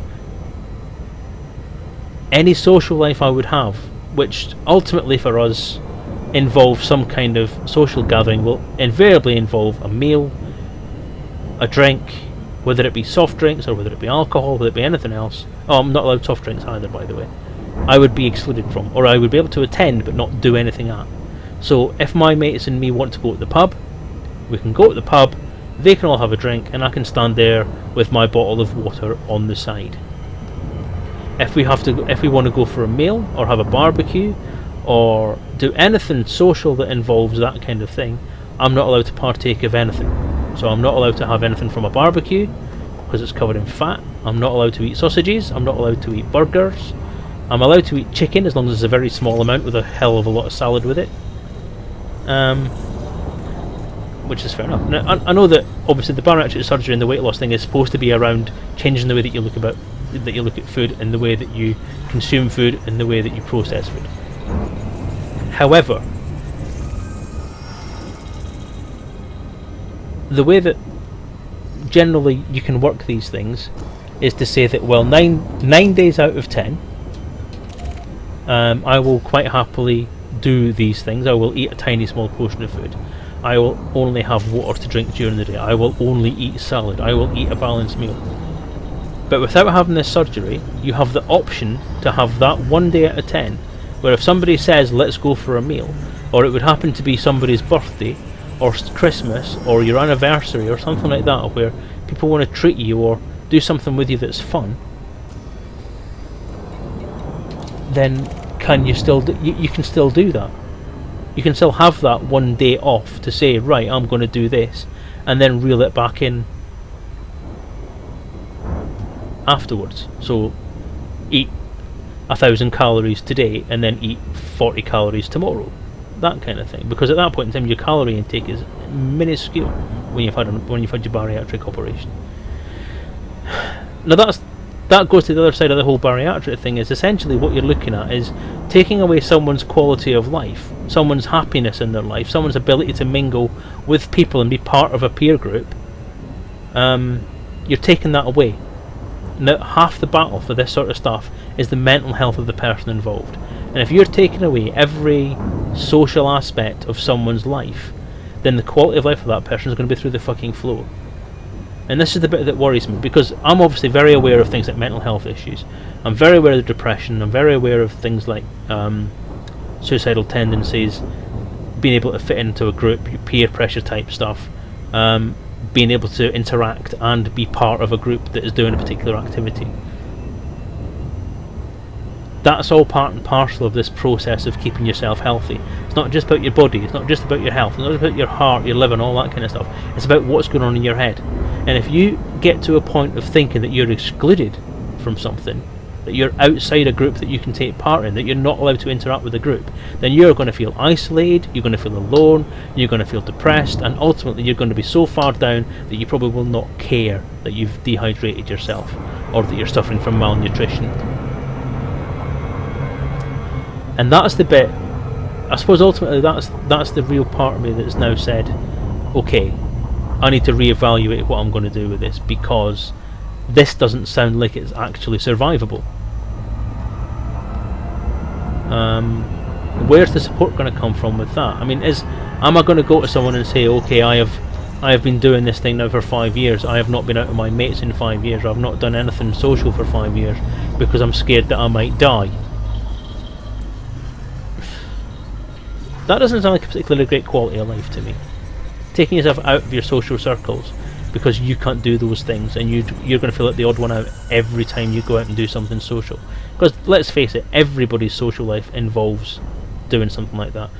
You're not going to build a social life around going to a gym, are you? Let's face facts here. It's not exactly a team sport anyway.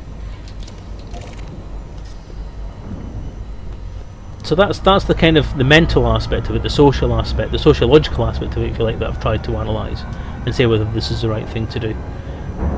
On the physical side, looking outside the eating habits and the mental health habits, the purely physical side is no one can give me any guarantees or any tried and tested method to prevent my skin separating from my muscles or separating from my fat layer.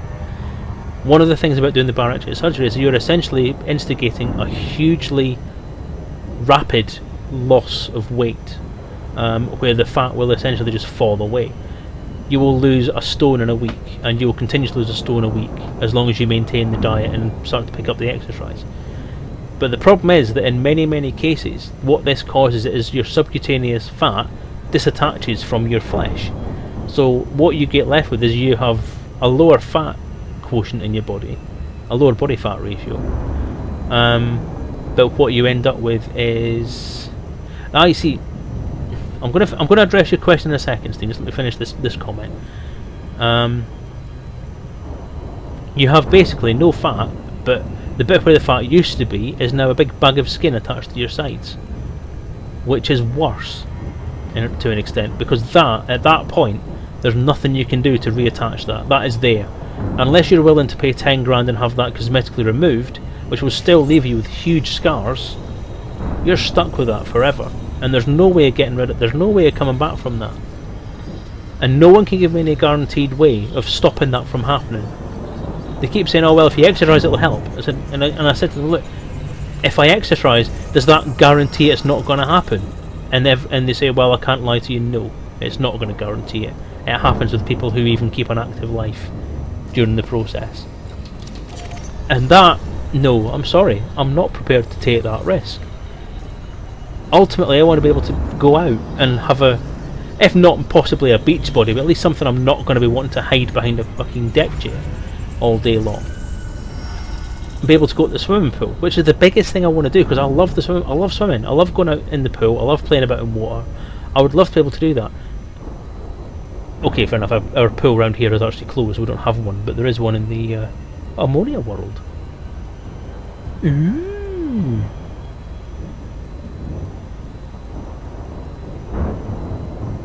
So I'm going to investigate this a little closer.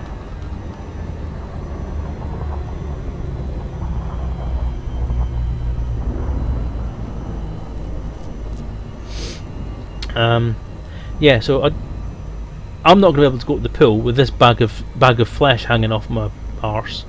I mean, I'm not going to feel confident enough. I don't feel confident enough now, when I know it's just fat, which is what people are used to saying, I suppose. But there's no way I'm going to be able to go into a swimming pool or into any kind of public scenario where I have to take my top off and be able and feel comfortable about it. I mean, the thought of it, just even now, makes me feel ill. Just the nerves that would go with it. So there's that. A bit of an issue there. There goes on the starboard bow. So yeah.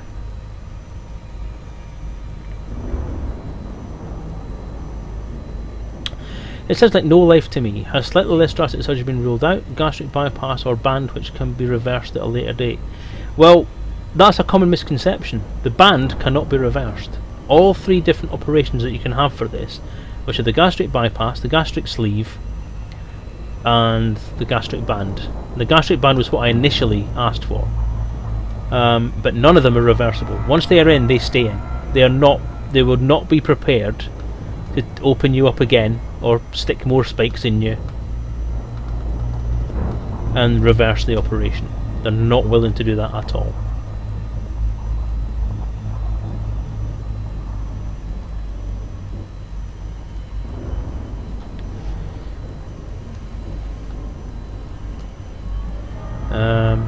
So yeah, I'm not keen on any of these ideas. I never have been, to be honest. I did it because it was something that was recommended to look into. I've looked into it. I've been on the thing. I've been on the list for 3 years now, waiting for this to happen. I've cancelled it myself once because I just took on a new job and I said I wasn't prepared to take basically a month off to have this operation, and then the second time they cancelled it themselves because they didn't have enough doctors apparently. That was on the day of all the junior doctor strikes across the country. And what, I don't know if I said this at the start, because I've said this 3 times today now, because I've spoken to my people at work about it as well, but I spoke to my bosses about it today, is that there's a girl that has had the operation this month and she has not been out of hospital since. She's been out, she's been in, she's been out, she's been in. She's essentially, it's not gone well. Things have gone very, very wrong inside. She can't keep any food down. She's had to go back in for dehydration twice. She has been fed intravenously on a number of occasions. She has essentially constant medical care at the moment because it has gone so badly wrong. It's not going to kill her, but the quality of life she's currently going through is shit. And I'm sorry, that's another negative. The support group itself that I've been to, very, very supportive. They do their job as a support group, I'll give them that. But there are people there who've had the operation, it's made absolutely no difference. There are people there who've had the operation and have had the skin separation issue. There are people who've had the operation and it's been 100% successful. And there's people that have been there that have had the operation and it's done okay. They've lost about as much as they would expect for any other thing. So, Novocaine Gaming, hello there. Hello there. And thank you for the follow. I'm ranting on about bariatric surgery and you're following the channel. Thanks, you're very forgiving. But yeah, so is it worth doing? I think the right people could probably do it, but the ultimate thing that goes through my head when I think about this situation is losing the weight involves making a very, very serious mental adjustment. Having my stomach removed is not going to make that mental adjustment for me. The only thing and the only person that's going to do that is me. Surgery isn't going to help that. What I need to do is change my relationship with food, change the way that I do things, change how I eat, change how I exercise. That's it. It's exactly the right thing. If your head isn't in the right place, it will be a challenge. It will not happen if I can't sort this out in my own head. And essentially, even with the bariatric surgery, the only person that can fix this is me. The only person that's going to help me lose weight is me.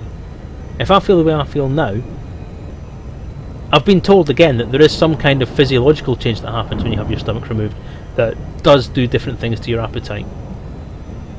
However, again, this is not a guarantee. This is something that happens to some people. Nobody can give me a straight answer, and no one has given me a straight answer from the first day of this process that it will fix the problem. And they always say that, it's not a fix to your problem, it gives you a kickstart. Well, I'm sorry, but I have had a kickstart. I have took one look at this whole bariatric thing over the last week and thought to myself, this is fucking scary. There are more things that can go wrong with this than there are that can go right with it, basically. A whole lot of things have come into a line for this to work. But only one thing has to go wrong for it not to work. And that's too much. That's too much stuff. Too much to do. Too much things to rely on that are beyond my control. Like approaching a planet and doing it properly. Okay, Novocaine Gaming. How can you survive without a stomach? Sorry if this was answered earlier. I'm really sorry to hear TYH. That you're talking about yourself. How can you survive without a stomach? Well, what happens is they cut away about 95% of the stomach and they leave a tiny little bit of it at the top, connect it, and then they reconnect up your tubes to each end and join them together, basically. So rather than it going from your intestine down to your colon, they miss out the stomach, and it goes from they miss out the stomach completely, and you basically join your intestine straight to your colon. You have a little bit of tissue left. They leave a tiny little pouch, basically, and I mean tiny. It is absolutely tiny. It's literally like a line of skin that came from your stomach, so that you've still got some of those cells involved in the process. But essentially, there's nothing left there to digest food or take away the nutrients. So it all has to be done very, very efficiently by the colon and the intestine itself. So you always absorb a certain amount of nutrients through your intestinal tract anyway, because that's what it's for. It's the bit that filters stuff out and takes things to different places. Your stomach then digests the rest of it and gets rid of the stuff that you can't use and turns it into the stuff that you get rid of, as well as absorbing some of the nutrients there. But essentially your stomach's a big acid bath, and it essentially melts everything down so you can get rid of it through whatever filtration units that are necessary for that particular bit of stuff. I'm not going to get too far into this conversation because that's going down a road that really nobody's really all that interested in, to be honest.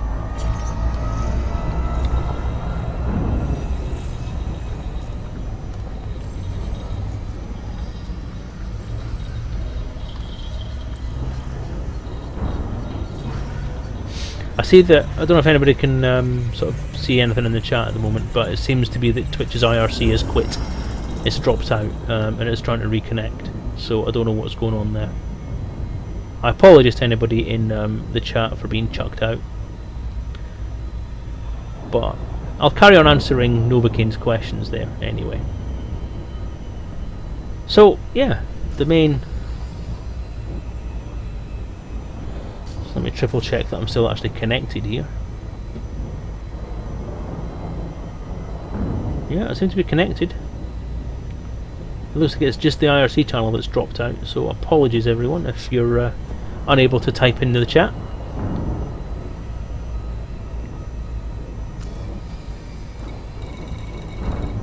Alright, one more unexplored body to explore, and then I'll find somewhere to land this thing, and we'll call that a night. So yeah,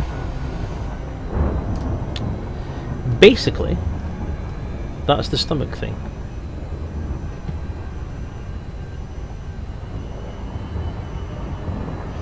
So I mean, there's a lot of stuff that I've gone through in my head, a lot of conversations I've had with people, and stuff that I've done over the last few months, stuff I've seen over the last few months as well, that has made me second guess this process.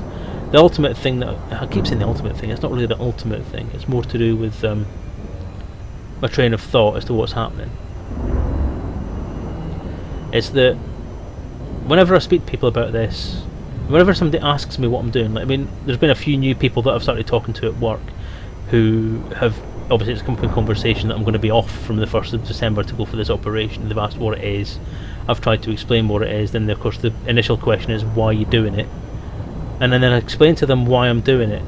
And while I'm explaining it to them, I'm going through this whole process of trying to convince myself that I'm doing it for the right reasons. Whereas what keeps going through my head is there is absolutely no physical or mental reason that I can't do this myself with a stomach. I just need to do the same things that I would need to do, and that all the dietitians and nurses and advisors at the bariatric department have said that I need to do after the operation. What's stopping me doing that before the operation? It looks like the IRC channel is back on now, so I think chat might work again. Just give it a try and see if it works. So why can't I do it myself? I can do it myself. It's my body, it's my job, it's my head, and all I need to do is be the one that is strong enough to do it. And if I can't, why not? Because ultimately this is important. It's not just about me we're talking about. It's not just me that this helps. This helps my wife, it helps my kids, my grandkids. I get to see my grandkids grow up. You know, there's so many things that I should do and that I can do, and that basically need to be done. So that's why I think at this point in time I'm 95% certain that I'm going to contact the bariatric department and tell them I'm not going to have the operation, but I am going to ask them if there's something they can do to actually help, to support me on this road, because I am basically going to start out on a road. This is my road to losing weight now. With this, I'm going to follow a slightly different version of the diet, just having an acid bath in the process. Well, yeah, I wouldn't be doing the same sort of crash diet, it wouldn't be the same tiny portion idea. I'll be able to eat a proper meal. Essentially what I need to do is start implementing a way to change how I eat, change what I do, change how I live my life. And basically say that, right, okay, from now on I have to watch what I'm eating. I have to be careful that I don't go over a certain amount of calories per day. The golden rule basically is moderation in what you eat. The golden rules are, moderation in what you eat, control your portion sizes, count calories, and don't intake more calories than you burn. If you have more calories than you burn off, then you will put weight on. That's essentially it's as simple as that. It doesn't get any simpler than that. So eat less, as Mo Farah says, eat less, exercise more, move around more, whatever it is. I've been saying that all day, and it's the first time I've got it wrong. So I do have the facilities to do that kind of thing. I'm not a big fan of gyms, not keen on using gyms, because one, I don't like the fact that they're all covered in mirrors. Two, I don't like the fact that I'm sitting in other people's sweaty arse juice. They're not the most hygienic of places. They stink. The people that are in there tend to be... You never ever see other fat people in there. That's the thing that gets me, is every time I've gone to a gym, I'm surrounded by people that are essentially just sitting there looking down their nose at me. And whether that's me being paranoid or whether that's the actual case, I don't know. And quite honestly, I don't care. Because if this is about self-image, me being happy with myself, and me being able to put myself out there and do stuff, then gyms ain't the place for me to start that. If I can do something that gets me to a place where I feel comfortable enough to be able to go to a gym, then that's how it works, that's fine. I do have the equipment here. I have just bought myself a stepping machine, which I've bought because the biggest problem we've had with exercising at home is the fact we don't have a very large house. In fact, it's an extremely small house. So I've bought the equipment that I can hopefully get on with that and do that. Good night, Alien. Take care of yourself. Thank you for watching. I've gone on a bit longer than I intended. I've actually done nearly a full 2-hour stream now. And there we go. That's the last thing explored. So are we done? We are done. Right, I am now going to find a place to land that's not far away, so that'll do me fine.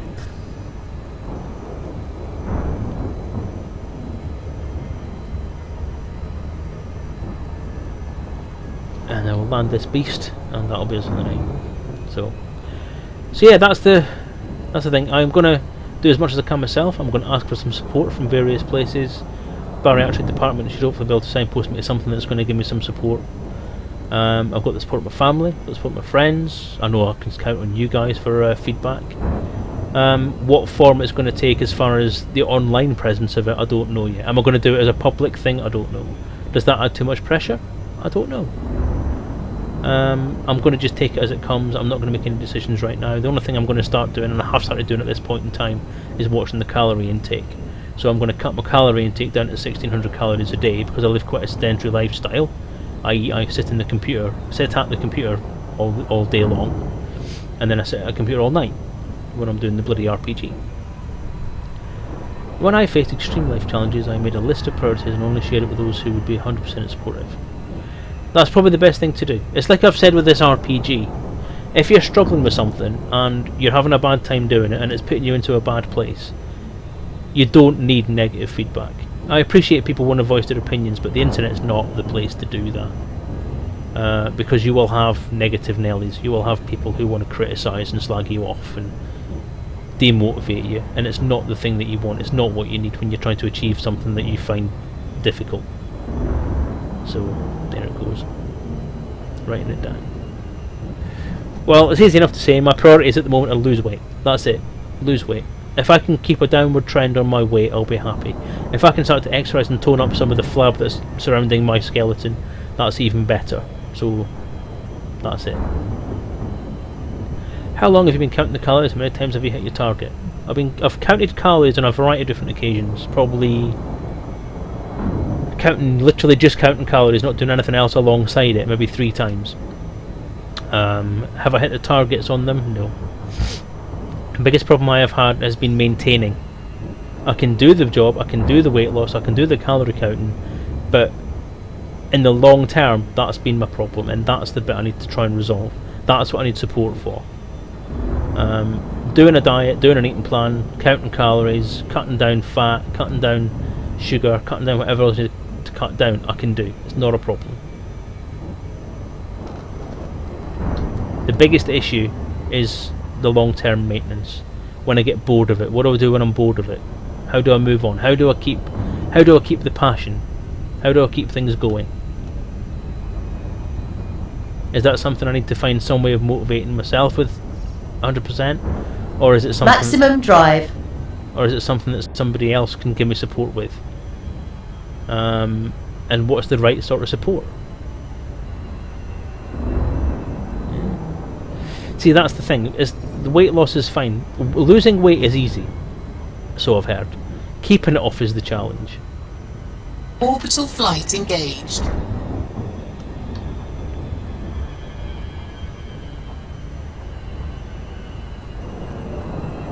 But that's why I keep saying it's not a diet, it's an eating plan. It's changing your lifetime relationship with food. You have to make changes for life. You have to do the things that are going to have a long-term effect, and you have to maintain them.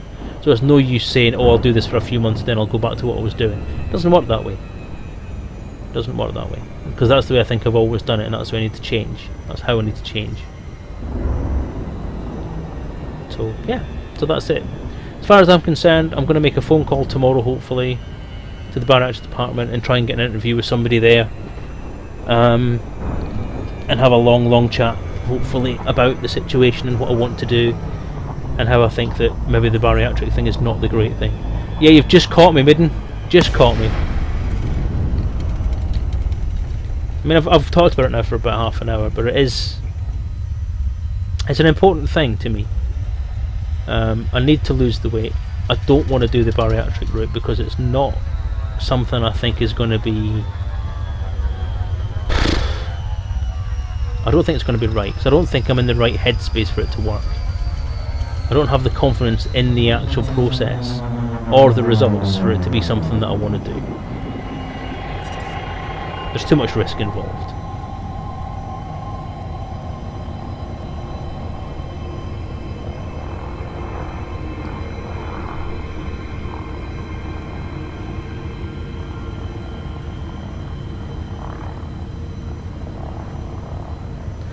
A lot of anti-alias in there, isn't there? I don't see it look that bad for a long while. I mean, I've talked. I understand what you're saying, Shepherds. Yep, definitely understand what you're saying. I'm definitely with you on that. Talking is good. You can share the problem and hopefully have the problem at the same time. And I've done nothing but really talk about it for the last few days. Because I've talked about it with my mother, talked about it with my wife, I've talked about it with my son, and I've talked about it with my bosses at work, and now I've talked about it with you. And each time I have this conversation, the decision's getting easier. I need to do this. I need to cancel this operation because it is not what I want to do. It's not what I need to do. Having my stomach cut away isn't going to change what's going on inside my head. Apart from today, when was the last time you sat down and played Elite? Well, actually played it would be the last stream I did. Deploy landing gear. Gear down.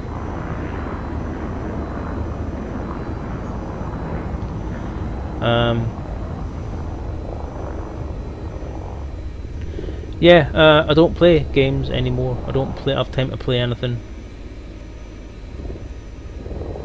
When I sit in front of a computer at the moment, I'm working. That's why I didn't stream last week. I streamed the week before, I think.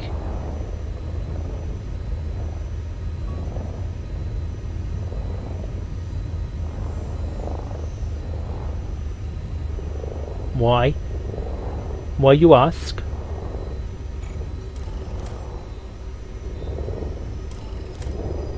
You need fun. Is that your prescription, is it? You need fun. Have some fun. I know I need fun, mate. I really do. I need fun. I need fun, I need pleasure, I need human interaction, I need lots of different things. But I also need to get this RPG finished. All work makes you eat bad things. It does, but also no fun makes me eat bad things as well. It makes me go to bad places in my head. Partners is an icy body, doesn't it? It looks rocky to me.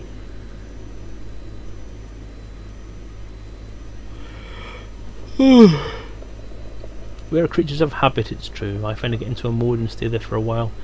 Change to another track can be a challenge, but we adapt eventually and that becomes the norm. Nothing wrong with 30 minutes of fun. Yeah, well, I agree with you, but I'm trying to be focused on the RPG at the minute and try and get it finished. I'm not going to get to the end. I'm not going to get to the end of it on the deadline. That's the thing. That's the big problem. I know that it's not going to happen.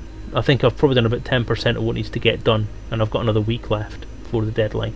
So I'm not going to get to a happy place with that for a long time yet.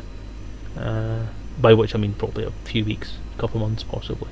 I'm going to have to ask Frontier for an extension. I'm not going to hit the deadline, and it's gutting to me for a variety of reasons. I just haven't got there. And again, at this point in time, the only time I've really had sitting in front of a game has been this last hour and a half, 2 hours. And that guts me because I love this game, I love playing it, I love exploring, I love coming and talking to you guys as well, to be honest. I took this week off to play. I said, sod the world, this week is mine. Awesome. I wish I could do that. I really wish I could do that. You're Dave, you're awesome. I know I'm awesome. I'm just not in a very awesome headspace right now. As I say, I mean, I was talking to one of my bosses at work today, and I said that when I'm at work, I seem to be okay. But when I come home, and I come in and I sit in front of this computer, my stomach turns into a fucking nightmare. It just twists into this gut-wrenching cramp, pain, horribleness that essentially means I have to go and do other unfortunate things, like throwing up, or the other thing that we don't talk about on this channel. And it's IBS, and it's all the different things that are happening. And my boss took one look at me and said, "Stress, that's what that is." And I said, "Yeah, I know, perfectly aware it's stress." And it's ironic that the one place where I don't feel stress at the moment is at work. When I'm at home, when I'm sitting downstairs, when I'm not even in the office, I'm telling myself I should be in the office. When I'm in the office, my body just says I don't want to be in this office, I want to go and do unfortunate things. Which isn't particularly conducive to having a decent home life at the moment. My wife's suffering, my family's suffering, I'm suffering, everybody's suffering, and to be honest, the quality of stuff that I'm going to tramp out on this RPG if I don't get this sorted is going to be ridiculously bad. That's why I'm struggling so much with it. That's why it's taken so long to do, is because trying to work quality stuff around the way that I'm feeling right now just isn't working. So I've written, I've rewritten, I've deleted, I've started again, I've rewritten, I've rewritten. I've gone back and read stuff and just thought, you know what, this is a bag of utter wank. And to be honest, the tunnel looks very long right now. But I'm getting there. I'll get there. This is, again, we're treading on territory now that I've decided not to put last week's stream up for this particular sort of conversation. There are issues that I need to sort out. I need to speak to Frontier, I need to try and get my head straight, I need to try and get my physical being straight more than anything else. And then just see where things go. Yeah, spot on there, Shepherds. You're a ray of sensibility on this channel tonight. I know what I need to do, I know what I have to do. It's just the ability to do it at the moment, because obviously I need to do the RPG. I cannot change that fact. The RPG has to be completed, the RPG has to be done. If I could sit here and say I'm going to take another 6 months out, then I would do it. But I can't. I can't do that. There's no way I can do that. I just have to get things done and get them put through and get them to a point where I'm happy with them. That's where I'm going to make use of the proofreaders I have, as far as the RPG is concerned, because I'm going to get to the end of the bit I need to do, and then I'm going to send it off to the other guys and say, right, you guys, can you please proof and edit this for me, just make sure that it is decent and it's not shite and it's not waffling and it's not going over crap 4 times or something stupid like that. Just make sure that I'm in the right place with it, and hopefully that'll help me a lot. So, but yeah, if yeah, I do need help. I do need some help with the book, because there are things that I need to get done that I just don't have the time to do on my own. So I just need to wait and see. IBS sucks. After years of agony, mine turned to be caused by some sort of gut bacteria imbalance, as it cleared after a simple antibiotics for a stomach flu. Oh wow! Tell me what antibiotics this was. I'll just go and take some of it now. I'll just go and drink it. But this is what worries me, is that there could be things going on inside me that I don't know anything about, because doctors don't give a shit anymore. But there you go. Anyway, I have whinged I'm afraid and that's whined. classified information. That's thrown me. Yeah, I have whinged and whined enough on this channel this evening. I am going to call it a night. I thank you, people, for your support and your positive words and your advice and everything.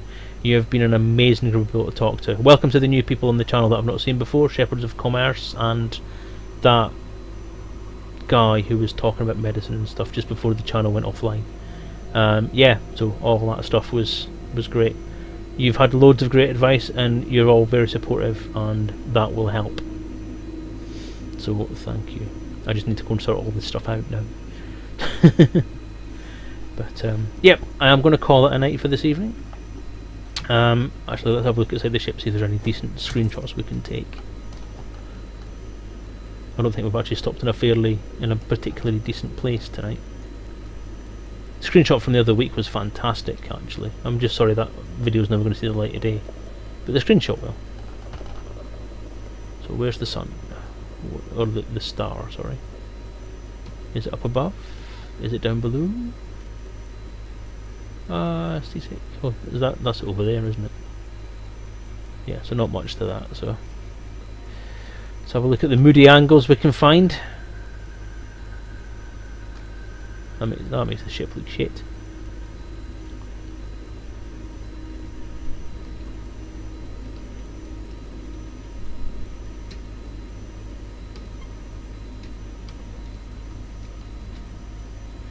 Tell you something, I'm digging the 1080p resolution. That is clear as a bell.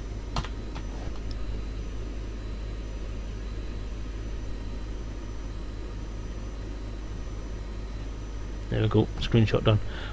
Okay. Don't let it get you down too much. Frontier's not out to get you.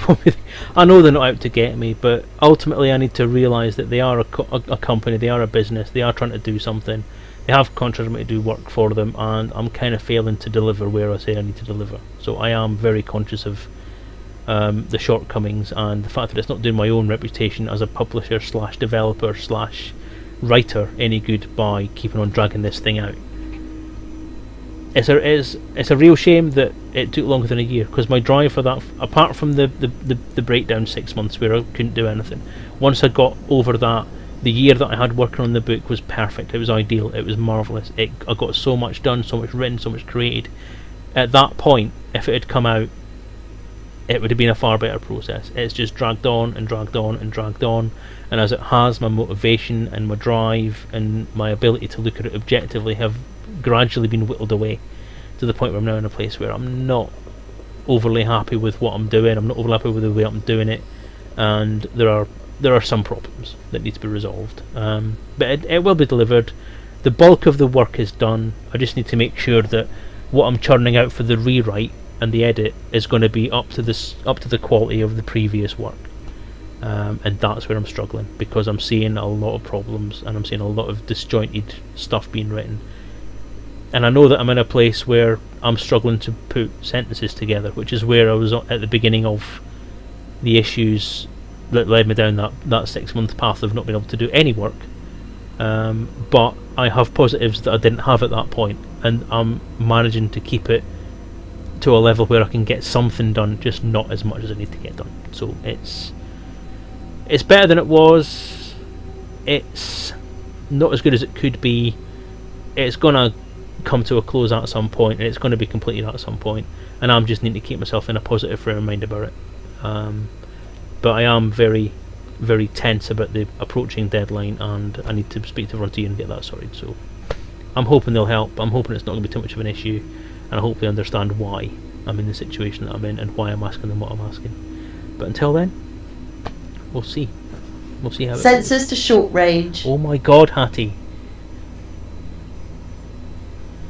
So, right, again, on that note, on that more whinging shit, my plan had been, that was one of the reasons why I was only going to have a 1 hour stream tonight, was I was going to draft the email to them by this point in time. But I may still see if I can get that done, but I've got a lot of other things I need to get done, and I need to try and finish off a few bits of work. Because I'm around about the start of the Thargoid invasion stuff now in the timeline, so we're getting there. Yes, I also have other issues I need to sort out as well, and other stuff that needs to get done. So I need to go, basically. Right, again, it has been a pleasure. I'm not going to guarantee at this point in time that I'll be on next week. I will try my best. If I manage to get a shitload of stuff done, then I will be streaming next week. But keep an eye on Twitter and Facebook and stuff for news about that. Hopefully sooner rather than later. And if I don't see you next week, I shall see you another time. But I'll be around on social media. Around on social media, so if you want to get in touch on Facebook or on Twitter, or even via YouTube comments or Twitch comments, then feel free. I'm quite happy to respond to anybody, even when I'm working on the RPG. I'm usually sitting near a computer, so go on. But yeah, so if I don't see you before and I don't see you next week, I'll see you around the galaxy. Take care everyone, and as I always say, fly safe.